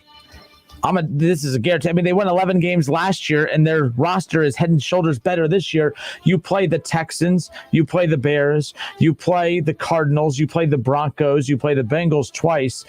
You do play New England, much improved, but you also play the Lions, you play the Raiders. To me, it's just one of those things where that right there is 8 wins. And on top of haven't even gotten to the division yet whenever you talk about playing Cincinnati. A lot of weak teams on the schedule, but at the same time, I say this every year about the Browns. They are going to win games. They're going to win a game that they shouldn't, and they will lose a game that they shouldn't. And, Kev, I'm looking at this schedule for the Browns, and I'm trying to figure out, okay, the game that they're going to win that they shouldn't. Maybe the game that they're going to win that they shouldn't will be at New England on November 14th. That game right there, they will win at New England. And it's not that they shouldn't win, but they won't be favored to win. Cleveland's favored to win in pretty much every game next year. If everything goes right, that'll be flexed to the 8 o'clock game. Yeah, I think that especially if Mac Jones is hell, to be honest, if Cam Newton's still the starter by November, that means Cam Newton's playing really, really good football. So if it's Baker Mayfield against Cam Newton, the Cleveland Browns against the New England Patriots, you're right. That'll be flexed to the evening game, to the primetime game, as far as that goes. But so they're going to win a game that they shouldn't. And the reason I say they shouldn't beat New England is because you're going to be at New England. It's tough to play at Foxborough. So that'll be a game that if Cleveland wins, they should win because they're one of the top teams in the NFL, but I don't think they're going to be favored to win that game. Now, the game that they can lose that they shouldn't, I start looking at teams like the Lions, but they have the Lions at home. They're not losing to the Lions. They're not losing to the Lions. They're not losing to the Broncos at home either. The Cardinals, they're not losing at home to the Broncos on the Thursday night. Always go with the home team on Thursday night game. So the team that I'm like, okay, the team that they could potentially lose to that they shouldn't, I'm going to go with. Say it. The Cincinnati Bengals. The only bad team on their schedule that worries me because of the rivalry is the Cincinnati Bengals. I do not believe they will lose to the Cincinnati Bengals, but nobody picks your favorite team to lose games that they shouldn't lose. But the whole purpose of this exercise was every year the Browns beat a team that they shouldn't and they lose to a team that they shouldn't. And I believe that team that they'll beat that they technically shouldn't will be at New England on November 14th. But the team that they will lose to, mainly that they shouldn't lose to, is going to be that game at Cincinnati on November 7th, which I'll be there for my birthday, by the way. Hey, but to be fair, every team loses to a quote-unquote team they shouldn't lose to last year. The Rams lost to the Jets last year. Kansas City lost to the Raiders last year. So, that's just the NFL. I know the whole season plays out, and it plays out in a certain way where a team only has 2 wins and they're terrible overall. But it's just these guys are all professionals. So I know it's that super cliche thing about any given Sunday, but every team out there, quote unquote, loses to a team they have no business losing to every single season. So it's not just the Browns that go through that. It's every single team out there that has a quote unquote blip, that losing to a team they shouldn't lose to. But that's what makes the NFL so special.